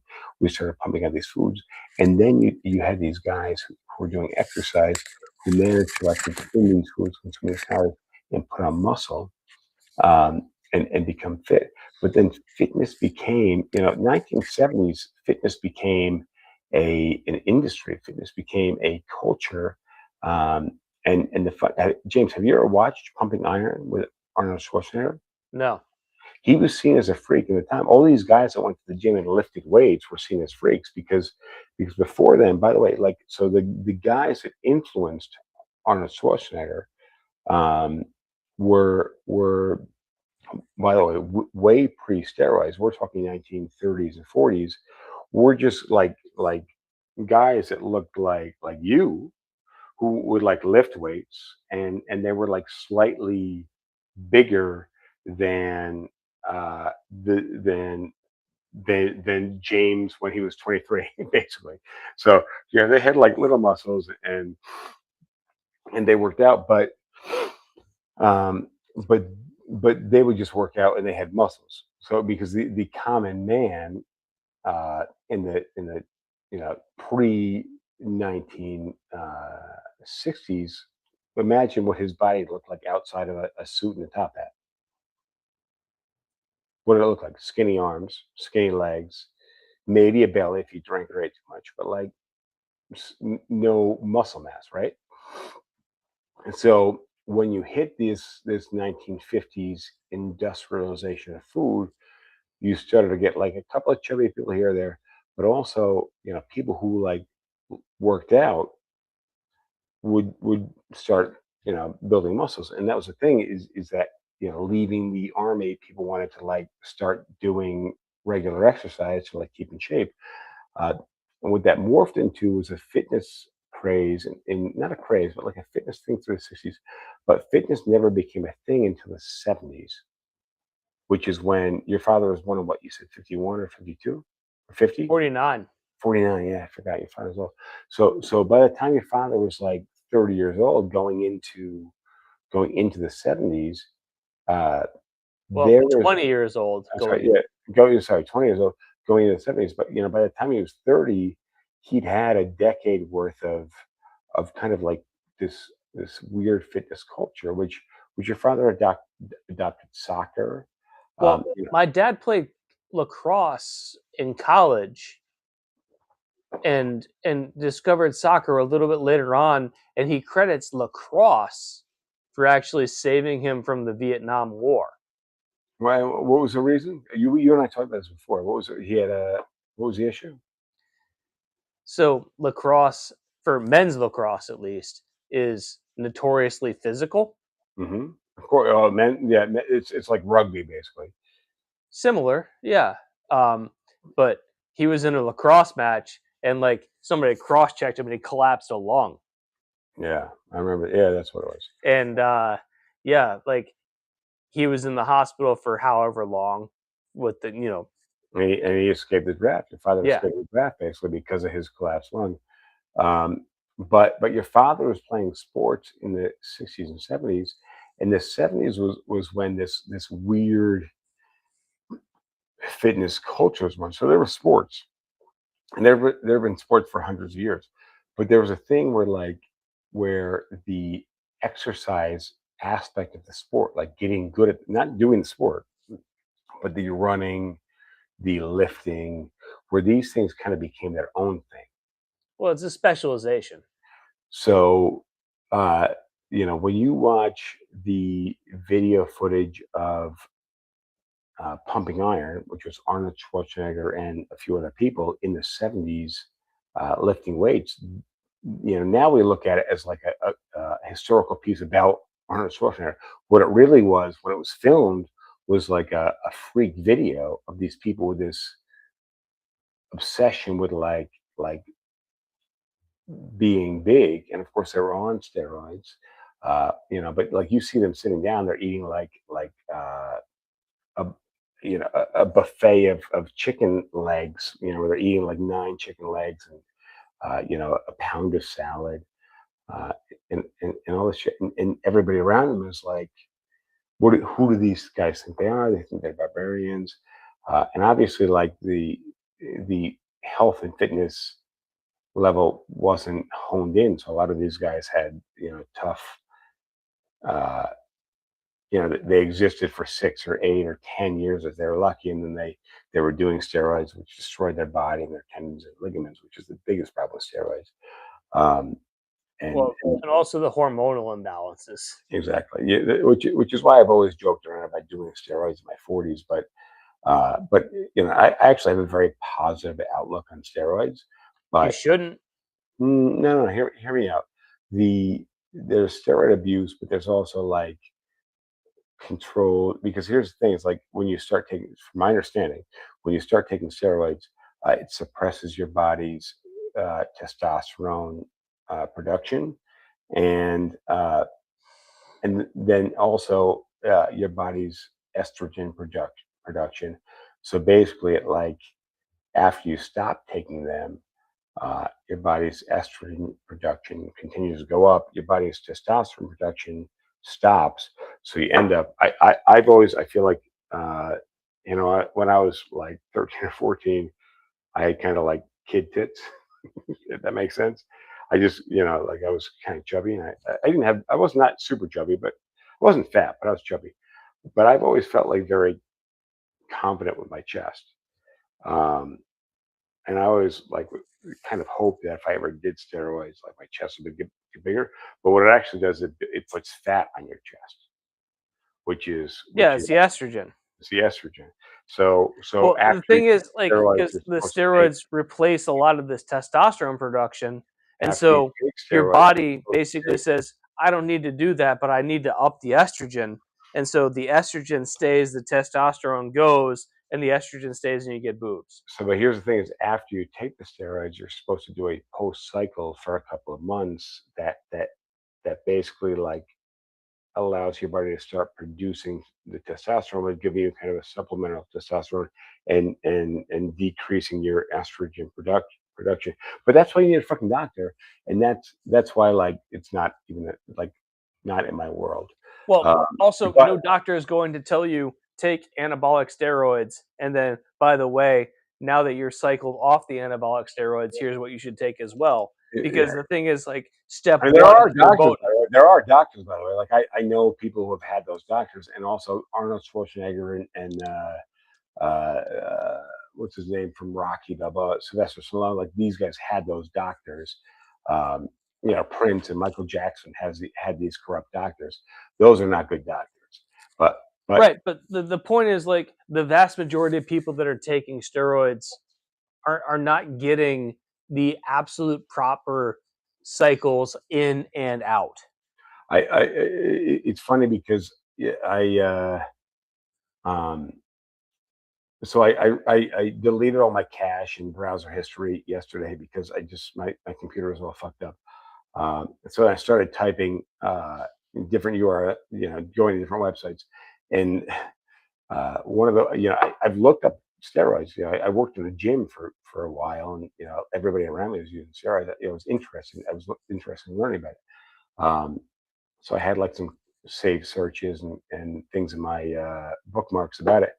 But the funny thing was, I started typing like Street Easy, which is a real estate website. Uh, and like the first website that showed up was in my bookmarks part. And I haven't seen that shit in 27 years, but it was like street legal steroids or something like that. So I clicked on it. I was like, that's still a valid website. And it was. And you can buy steroids. You can buy, I don't know if you can actually, I don't know if it's real or not, um, but then I just Googled something that I read on one of those platforms, and it brought me to a Reddit thing. And the first thing I read it was like, I tried steroids, now I'm blind. And then the whole, I kind of went down, I did like 12 minutes there, kind of going down a rabbit hole. And it was just like, these are drugs, man. They're drugs. It's hormonal drugs. It's bad for you. I didn't hear you talking about yoga. I'm just talking about my shit with this. So I can't do. Now I'm 40 years old. The only thing I got is running and lifting weights, which I think is good. And a diet. My diet's shit, but I got running and lifting weights. So I missed All right, your so you know diatribe what? on yoga. Hold on, I'm gonna go in a different direction here. So there's a guy on my pool team, right? Hmm.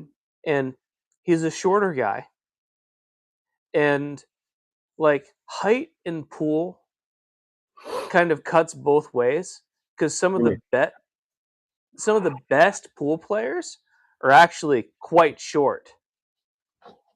Okay, interesting. I wouldn't have guessed that.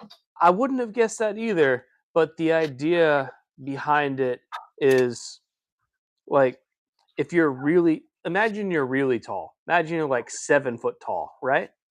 Okay. So most pool shots, and like this is roughly I'm gonna hold on. For Damn it. those of you on TikTok, you can't see this. James is sat at a desk. He's about to show us a. He's about to show us a pool So shot. this is I don't not know how we went from too steroids to. dissimilar from like the height of a pool table. Okay. So I'm either 5'11" or 6 foot. So like most pool shots, well, this is better.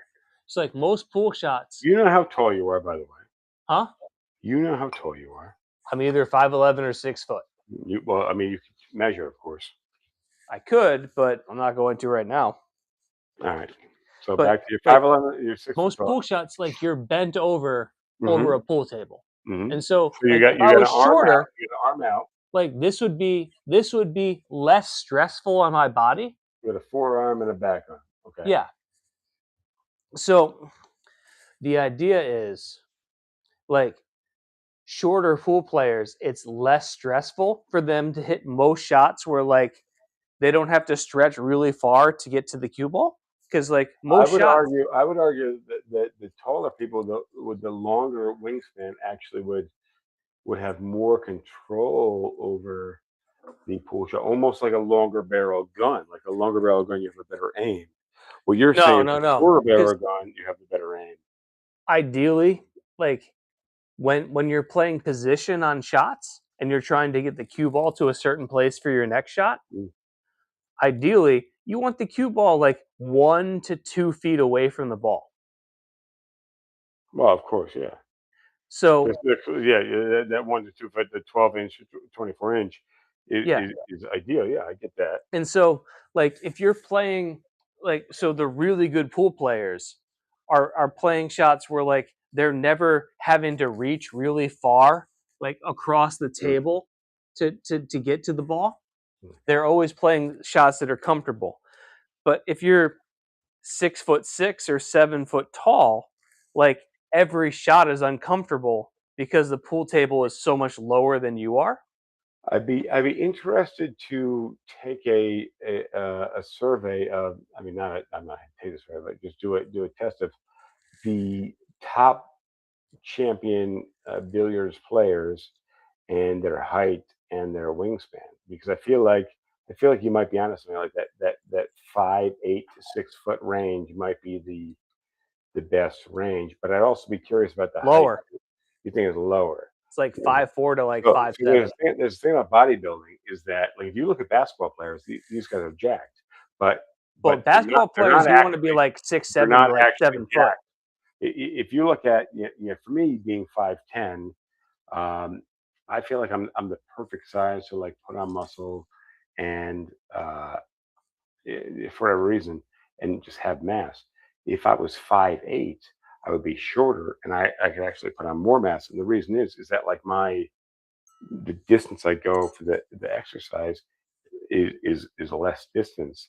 So you're basically, it's the same weight, but you're kind of hurting your muscle more. But But but the let, issue let me is let that, me just finish this story. sorry, go ahead. So I've got a guy on my team who's on the shorter side. He's like 5'3" or 5'4". But so that makes it that like more shots that he hits are Mm. going to be stretched compared to mine. But also like he's really inflexible. Like he's like, dude, I can't touch my toes. And it's like, Can you touch your toes? yeah, I'll do it right now. Hold on. And you turned 40 3 weeks ago. Yeah, I Hang can on, I can I can put my palms flat on the ground let me from see what I touch standing. my toes. Hang on. No, no, I'm 8 inches away. I can't do it. I'm So not close. I'm not can close. you I'm not touch even your close. toes? No, I can't even touch.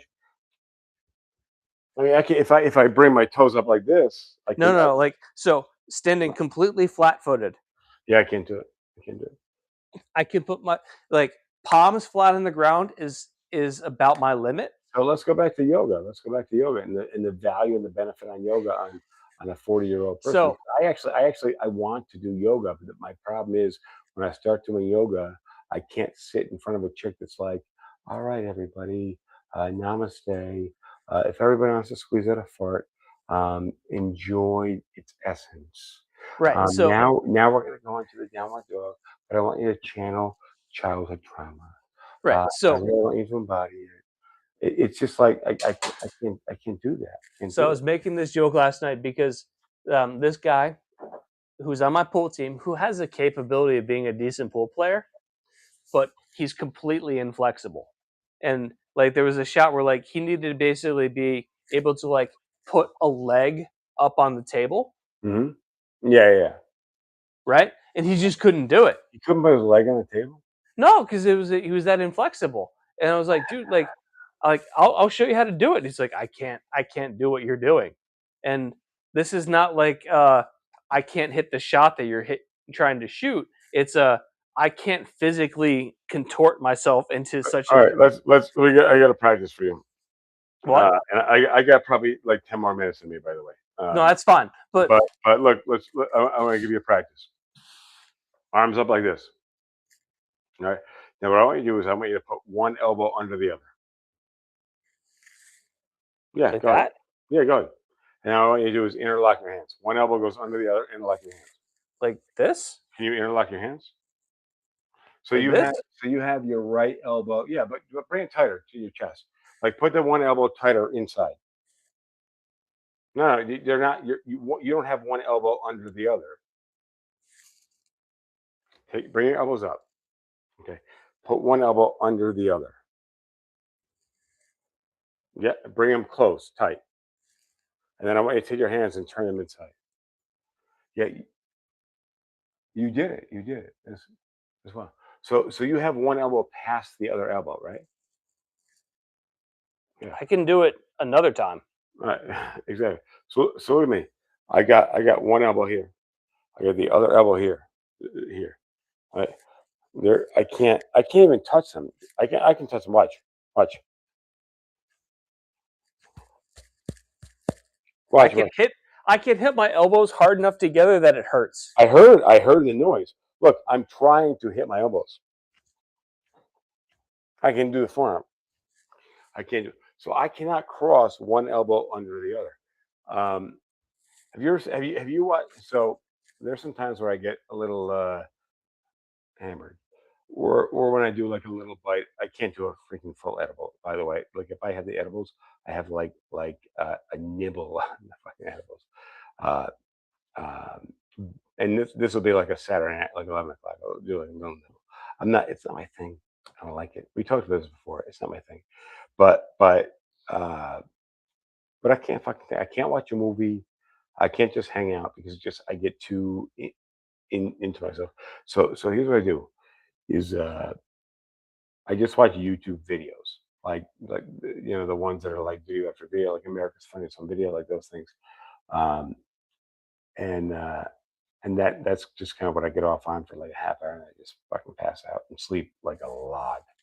Um, but But I watch people do all sorts of shit, and I'm telling you this. I see these videos on YouTube where like the guys have a sunburn on their back, but like you can see their fingerprints for like putting the sunblock to like here and like here, and I mean, bro, that's me. I can't touch my back. I Right. can't. So I got nothing. Like this is my back. I can't. That's so it. And this is where I would like to be at 40 years old. Is how well, it's not a muscle issue. It's a tendons and ligaments issue. right. So here's the issue, and this is going back to like the talk that I had on yoga while you were taking a leak. Is like I can understand the point of yoga, which is to, like increase flexibility and everything else. It's that yoga puts up so many fucking bullshit obstacles to it where like I've had more than one woman in my life say, we should go to a yoga class together.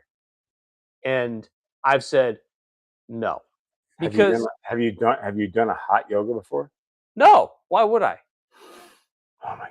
I did a hot yoga the first time I did it. So by the way, the room is like 105, 110 degrees. I mean, It's it's like a sauna. A the sauna. thing is, everything about yoga just seems like offensive to my sensibilities, which is like, I don't want to be in touch with my spiritual aspects. I just want to like do a workout.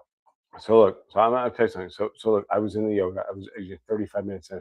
I was the only person in the room, by the way, like struggling. Now everybody else was like covered in sweat. Everybody else had like a puddle of sweat in front of them.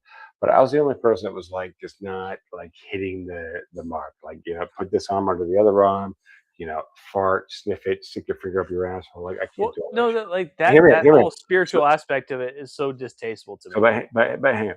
So we're like 35 minutes into it. And at this point, like I'm dying, and like everybody kind of around me is like hearing me like huff and puff. But to be honest with you, like I'm trying my best to be. I'm not trying to be an asshole. Like I spit in kind of the face of all this shit. But like I'm not trying. I'm trying to be respectful. I'm trying to like be in it. And the teacher comes up to me and she brings an emergency packet. You know what an emergency is? It's like a vitamin C packet. It's like a 2 inch by 1.5 inch kind of packet of citrus flavored, like citron infused electrolytes or something like that. And here's the thing: is I'm like I got my hands on the platform, hands on the floor, hands on the mat, like hands all over me. I'm sweaty. I got like yoga mat kind of like mashed into my hands. Now, and she was an instructor. Now I don't remember if she tore open the package and poured it into her hand, or if she tore up the package and poured it into my hand. But I will tell you that it probably doesn't make much of a difference. She basically tore open the package of the electrolytes and poured it into a hand, hers or mine, and said, "Take it." So what did I have to do? I had to now. Bear in mind, we're all on the mats. We're all sweaty and disgusted, 105 degrees, but we've been in the room for 35 minutes. And whether it was her hand or mine, I don't remember. I'm pretty sure it's hers, by the way. I'm just trying to give her the benefit of the doubt because that's grosser. Uh, she imagine she put like a packet of emergency and was like, "Take it." And then of course I was with somebody I was dating, and I was like uncomfortable. And I was like, "Okay." And then she was like, "You just put it in my fucking face," and I had to lick it off the palm. And it was like emergency, like electrolytes and caffeine or whatever. And it was like, "All right, we got another 40 minutes. Let's go." Electrolytes and caffeine. So then I continued on. And then of course at the end of it, it's 105, 108-degree room. They turn off the lights. They do like some prayers. And then it's over with. And then of course you have to like go shower yourself off, and then everybody gets some fucking frozen Greek yogurt, goat shit afterwards. So you and I differ on this aspect. On what aspect? Because I think we're very much on the same page here. No. Let me state my case, which is that stretching before a workout makes a difference, whether it's a run or a cycle or even weightlifting. Like stretching out your arms if you're going to be doing arms, or stretching out your legs if you're going to be going for a run or a bike. Like that genuinely helps. Mm-hmm. Now, my general theory when it comes to exercise, Mm-hmm. which I don't weightlift. You can look at me. I don't weightlift. Well, I mean, you actually, the funny thing is, I look at you now, I'm just like, oh man, he's in better shape, muscular wise than you've been. But like, all I do is run and ride my bike. Okay. But you do push-ups and pull-ups? No pull-ups. Very rarely. Very rarely. You don't do sit-ups every day? No. You don't remember me when I lived in Charleston doing sit-ups every day? Right. I can't remember the last time I did sit-ups every day. I can't remember the last time I did push-ups. Pull-ups? Where would I do pull-ups? So you do no resistance training at all? Unless you count biking. No, that's cardio. So no push-ups, no pull-ups, no push-ups, no pull-ups, no sit-ups. Effectively, yes. Okay, interesting. All right. I thought at least you were doing 2 of those. No. All right. But my whole theory on exercise, whether I'm running or biking, is I'm doing this, and the whole point of this is it is going to be unpleasant. Okay. Well, so our push-ups, pull-ups, and sit-ups, but Yeah. But so you're if I'm doing going for a run or if I'm going for a bike ride, I'm going to be pushing myself. I'm like parts of my body are going to burn. I'm going to be out of breath. I'm going to be tired when I'm done. The entire circumstance from before you start to when you're doing it until after you is uncomfortable. Right. Yeah. And so my whole issue with yoga is it doesn't do that. So the uncomfortable. Here's the thing about yoga is when you're trying to touch your toes and you feel that burn in your hamstrings, here's the disconnect with you and me and yoga is that when we're lifting weights, where you get that lactic acid buildup when you're pedaling the bike, when you're running, you have that lactic acid, or when you're running, you have that respiration where you're like, I can't, my muscles are failing because I can't put more oxygen into them. Yeah. So we're working out, we're building our respiration system, we're working our muscles, we're building the muscles, we're breaking the muscles down. The people who do yoga have that burn of stretch, and the burn of stretch is not the burn that you and I are talking about. So and this is where you and I differ. Is I will stretch before I run or I bike. So like I will get that burn of stretch where like if I'm doing like a quad, like But you're not counting that. You're counting that as your warm up. What I'm saying is that is what yoga is. So the burn of yoga is their workout. The burn of the stretch is the yoga workout. So 60 minutes, 45 minutes in, 60 minutes in, 90 minutes into yoga, all they've done has been the stretch. And that's where Pilates is different. Pilates is a stretch plus but the it's also a stress position. but plus the like putting yourself in a plank. Whereas Right. No, if you like want to hold on, Pilates, if you want to you know, build muscle, you've got to go like this 100, 100 times or 20 times, whatever. The thing about Pilates is you don't actually build the muscle. You just hold this for 40 I'm seconds. actually not shitting on Pilates because like Me neither. Pilates, Me like neither. you're putting yourself in positions that are genuinely difficult to maintain that require flexing muscles to keep.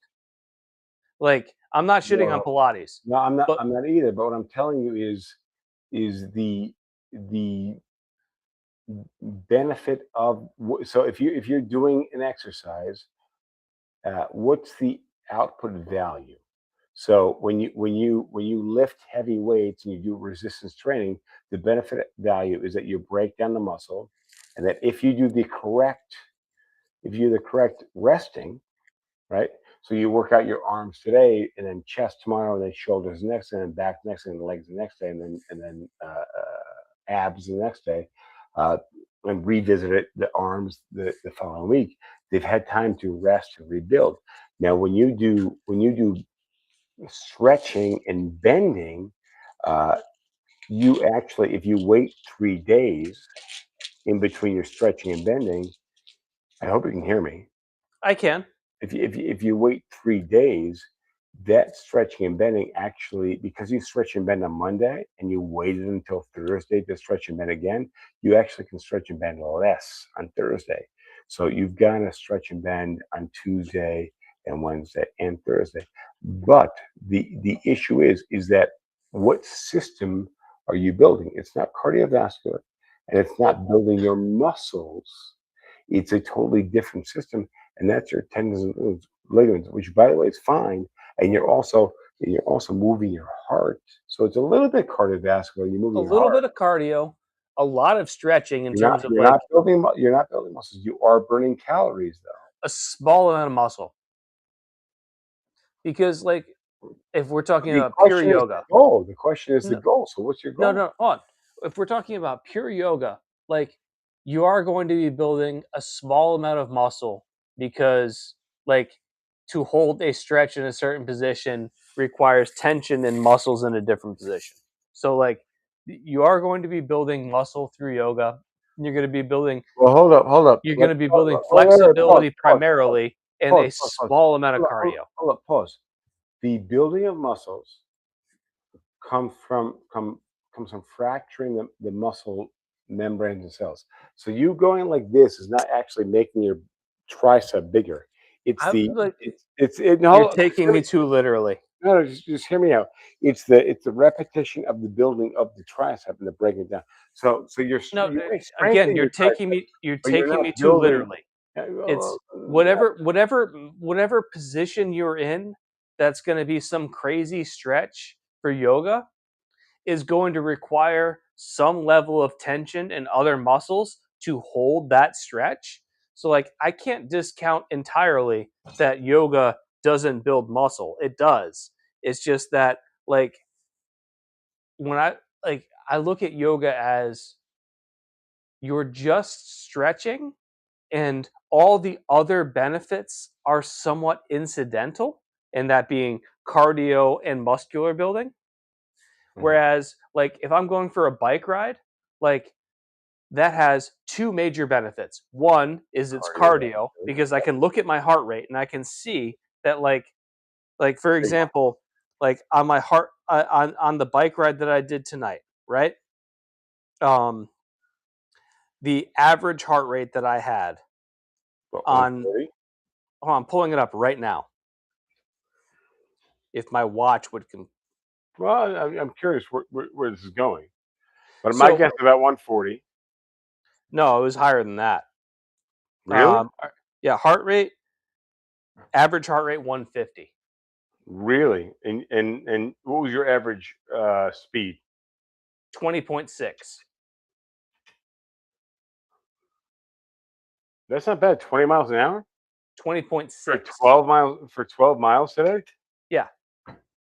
Okay. So So my so average heart rate was when you were 150, pumping, which I'm surprised how low that was. So 150 why were you for surprised? Because it felt like your output was high. I don't understand why you're surprised. yeah, I thought my heart rate would have been higher for the speed that I carried. But Okay. anyways, But your 150 beats per minute. cardiovascular system was 140 plus, which would never happen in yoga. No. Okay. And then your lactic acid buildup and the repetition of the muscle contracting So expanding. I'm working my legs hard. I'm working my heart hard. And like, is it improving my flexibility? No, it isn't. But like, it's again, I'm doing this because it's supposed to be unpleasant. My legs are supposed to burn. My lungs are supposed to be out of breath. And like, if I were to look at like my last lap, let me pull up like my last lap of this, because like my last lap was probably at like 163. Yeah, I'm trying to put the TikTok camera on you because you're talking about your uh, All right, so my last lap, which was how long did it take? My last lap took me. That's it. All right, so my last lap was 1.3 miles, and my average heart rate was 172. If I look at you hear my me? I said 172 for how long? a minute and a half, It's not bad. But 172 is is building the endurance of your heart. So when so we go back to here, yoga, when we go lap back to two, yoga, lap two was it must have 14 been one, minutes and 145 probably. no, my lap two was 14 minutes and 40 seconds at 160. Well, why was it so much longer? Each lap's 5 miles Yeah, but why was the last lap a minute 40? because I did like 12 miles, But lap is what? 5 miles each. It was 11.3 The miles. last lap was not a full lap. Is the No, it point? was not. All right. So all right, My but second lap was 160 beats per minute for 14 minutes and 40 seconds. what was your Average first lap? speed, What was your first huh? lap? What was your first lap? Let's look. First lap, 20.3 miles, average of 146. Yeah. So you went 146, and then next lap what? 146, 160, 172. So I've had a big issue over the last 2 years with my heart rate on the longer runs, is that I don't have the endurance. So my heart rate hits the 160, the 180, and I can't get it back down. Um, and my heart rate should, I mean, it should never hit that high, especially my body weight. You know what the solution is? More cardio No. and less body weight. No. Well, yes, but also here's what you do. If you want to build your heart rate's ability to come back down, Yeah. intervals. And I've also done that. I've actually, like, the only thing that I do at our local track is I do intervals. I do a 100-meter sprint, 100-meter walk, 100-meter sprint, 100-meter walk. I'll do 200-meter sprint, 200-meter walk. But it's man, it's tough. It's there. It's the consistency has been very tough. Yeah, but I'll probably go out this week, but I love it because I can do just two miles of it, and it's way better than the 2 mile where I jog a mile, walk a half mile, and then walk a half mile. no. Like, yeah, it's definitely It, do it's like 100 meter. Like, here's what you should do. Let's say your average mile is 8:30, right? Yeah, Do a quarter mile at 7. Yeah, well, this is what I'm doing. Yeah, that's and what I'm then doing. do a quarter mile at 10. Well, I mean, yeah. So I remember being, 17, 16, 17 years old, and knowing my own pace, and knowing if I was doing a 5:45, knowing if I was doing a 6:30, knowing if I was doing a 7, and just knowing that pace, which is wild. That I could just have at that point when your feet hit the ground, your knees are like when you're on the moon, like 6% less gravity, and 1/6 the gravity. Uh, your knees pop up so quickly, and just being able to have your feet hit the ground, but your knees pop up so quick. Um, I mean, for me, the I mean, so when you do a run, what is the thing you focus on for speed, or like what's your focus when you're on a run? If I'm going out for just like an average I mean, run, I do like podcasts and things like that, but if you got no podcasts, you get nothing going. What's if your I'm out focus? for an average run, Yeah, like the only thing that I'm breathing. focused What? on Yeah, is I'm looking at my heart rate and my pace. interesting. You know what I think about? I don't have headphones in or anything else like that. So like all I have to do is like I can hear the sound of the wind and the sound of my breathing, and that's it. So like I'm just looking at like every minute or two, I'm just looking at what's my heart rate, what's my average pace. So, I mean, that's what I kind of look at for now. Obviously, I've been going on runs, and I'd say every third run, I go with no podcast, no YouTube, nothing. But two of the three runs, I have it with me. But my what how I calibrate my runs is my knees. And I know if my knees stay high, I I have good speed and good time. So the couple have you done a half marathon yet? No. So the two half marathons that I ran, which by the way, my first half marathon I ran at an hour 34, um, which is um, do you know anything about half marathon times? An hour 34 is pretty good. An hour 30 is crazy. An hour 30 is like semi pro. Like an hour 30 is serious. An hour 34, on the other hand, is short of being a serious runner. So again, this comes back to my coaching, where I knew I Yeah, could. but the difference between like semi pro and short of a serious runner is pretty small because like an hour 34 for a half marathon is pretty good. It is. And I was kind of going through a breakup at the time, and I was kind of hoping that that person would be impressed by the run, and it didn't happen. And then like 6 months later, I had another one, and I thought the other same person was going to be at the finish line, and she wasn't. But I showed up there, hoping that, and busting my ass.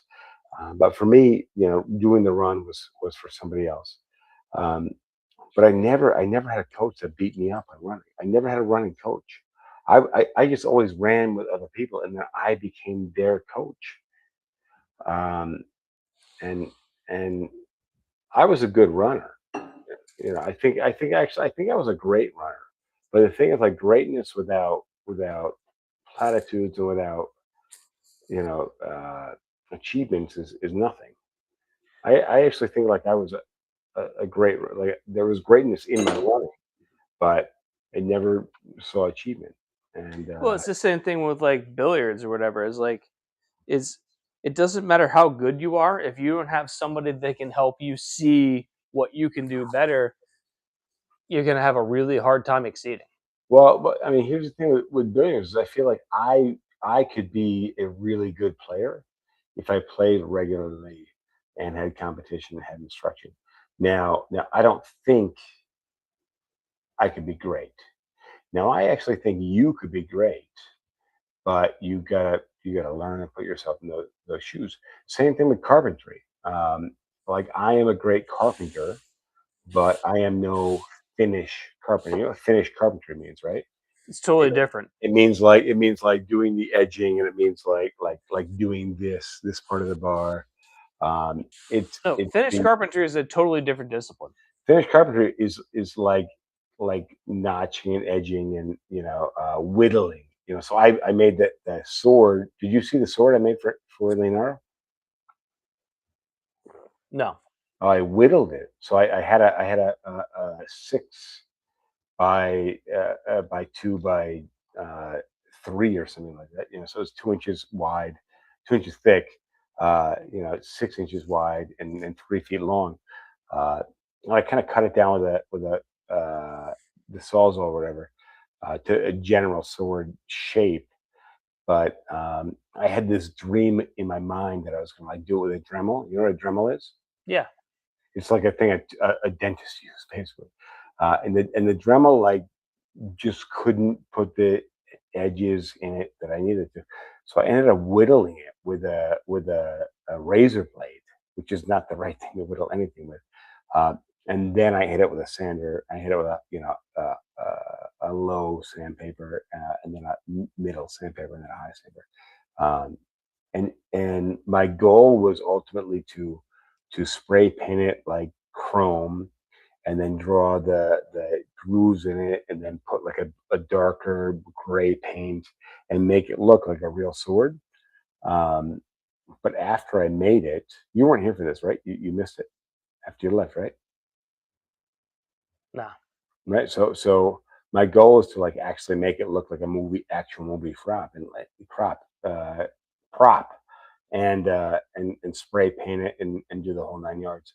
Um, but after I whittled it out of wood and I dialed it in with a Dremel and he helped me, he pretended to help me sand it. It became an actual epic looking look-alike sword for the movie. Um, and then I was afraid to spray paint it and turn it chrome, uh, and put the lines in it and everything because it looks so cool. But the point is that like the last time I whittled was like the fucking fourth grade. Do you remember? Were you ever a Boy Scout or anything like that? No. So the Boy Scout, the Cub Scouts were like one of the big things was you had to whittle a car. It was they gave you a block of wood. It was like 8 inches long. Are you talking about the soapbox rally? Yeah, soapbox rally. Yeah. Did you do it? No. I Oh, wasn't. I wasn't part of any of this shit.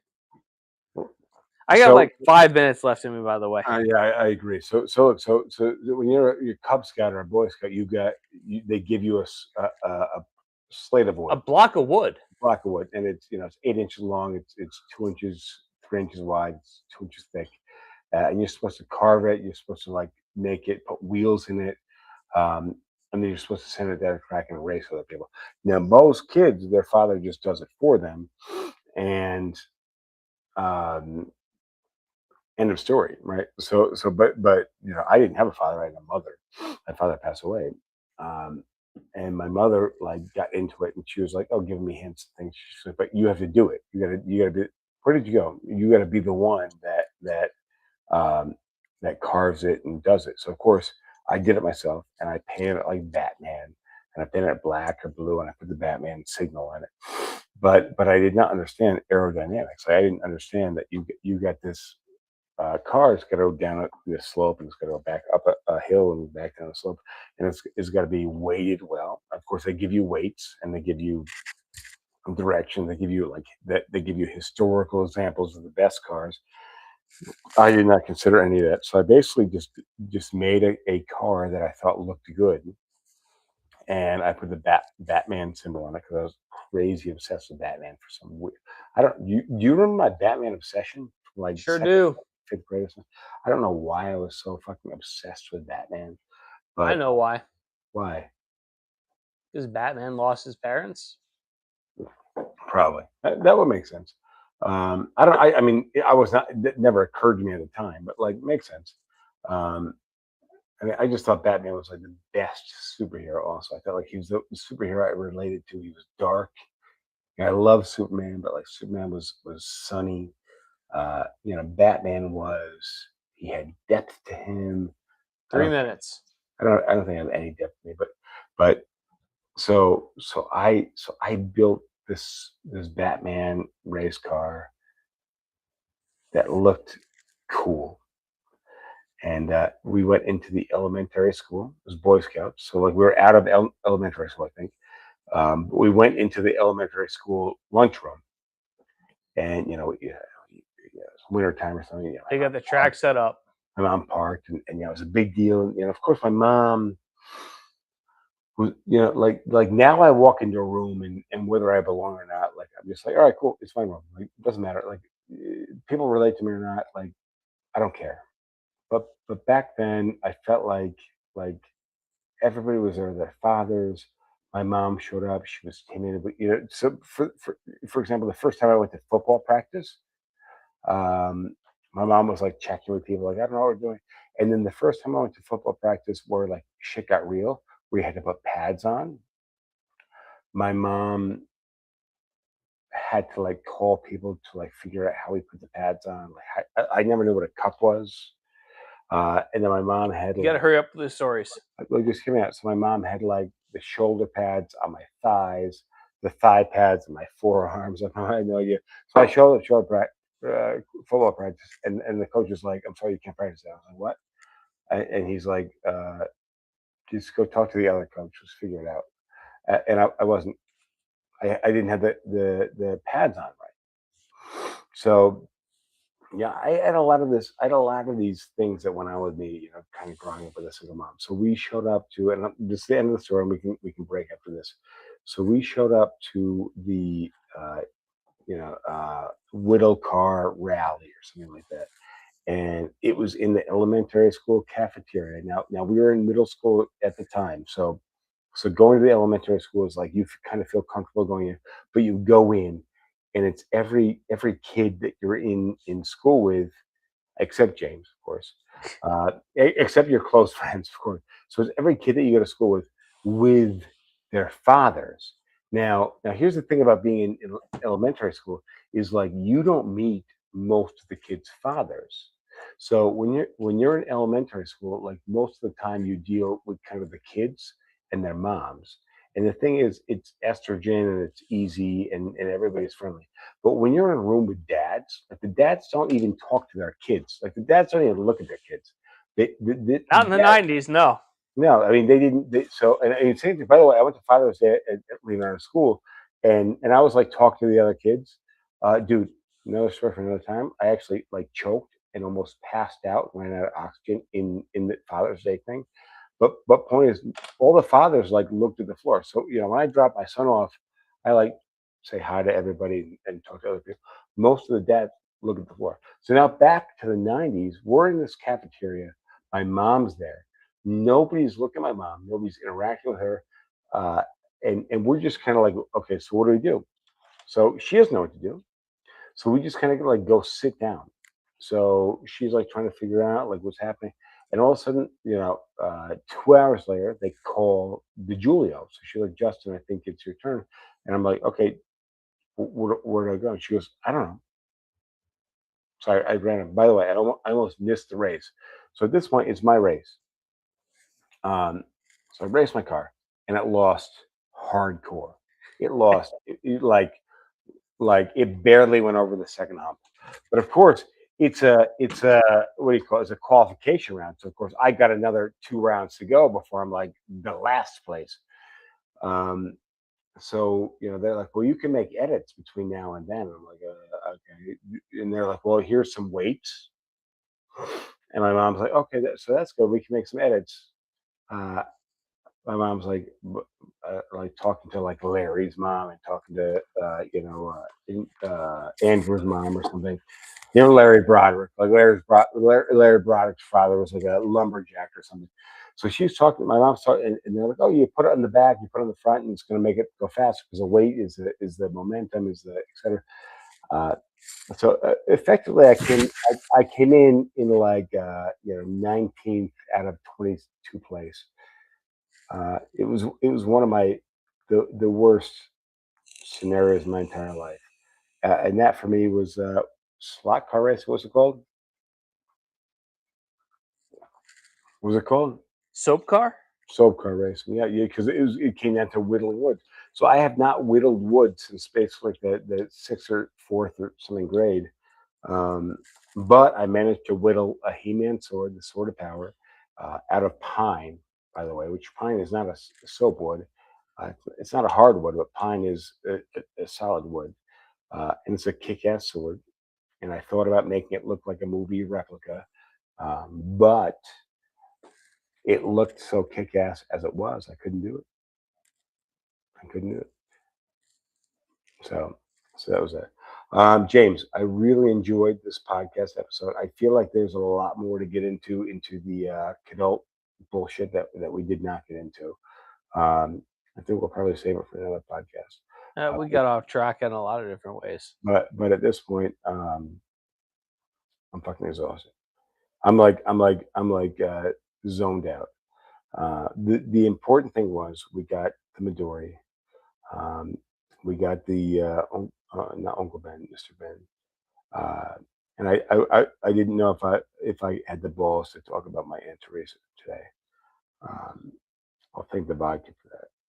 But that was a big deal. Which by the way, is my mom's older sister, and I don't know what's going to happen with the memorial or anything like that because of her religion, that Jehovah's Witness. But there's a really good chance I'll be up in Albany this weekend. Um, so that's that. That's that. Let's talk off air about you should come to Philadelphia last weekend. Let's cancel this. Let's cancel. We'll talk. All right. Adios.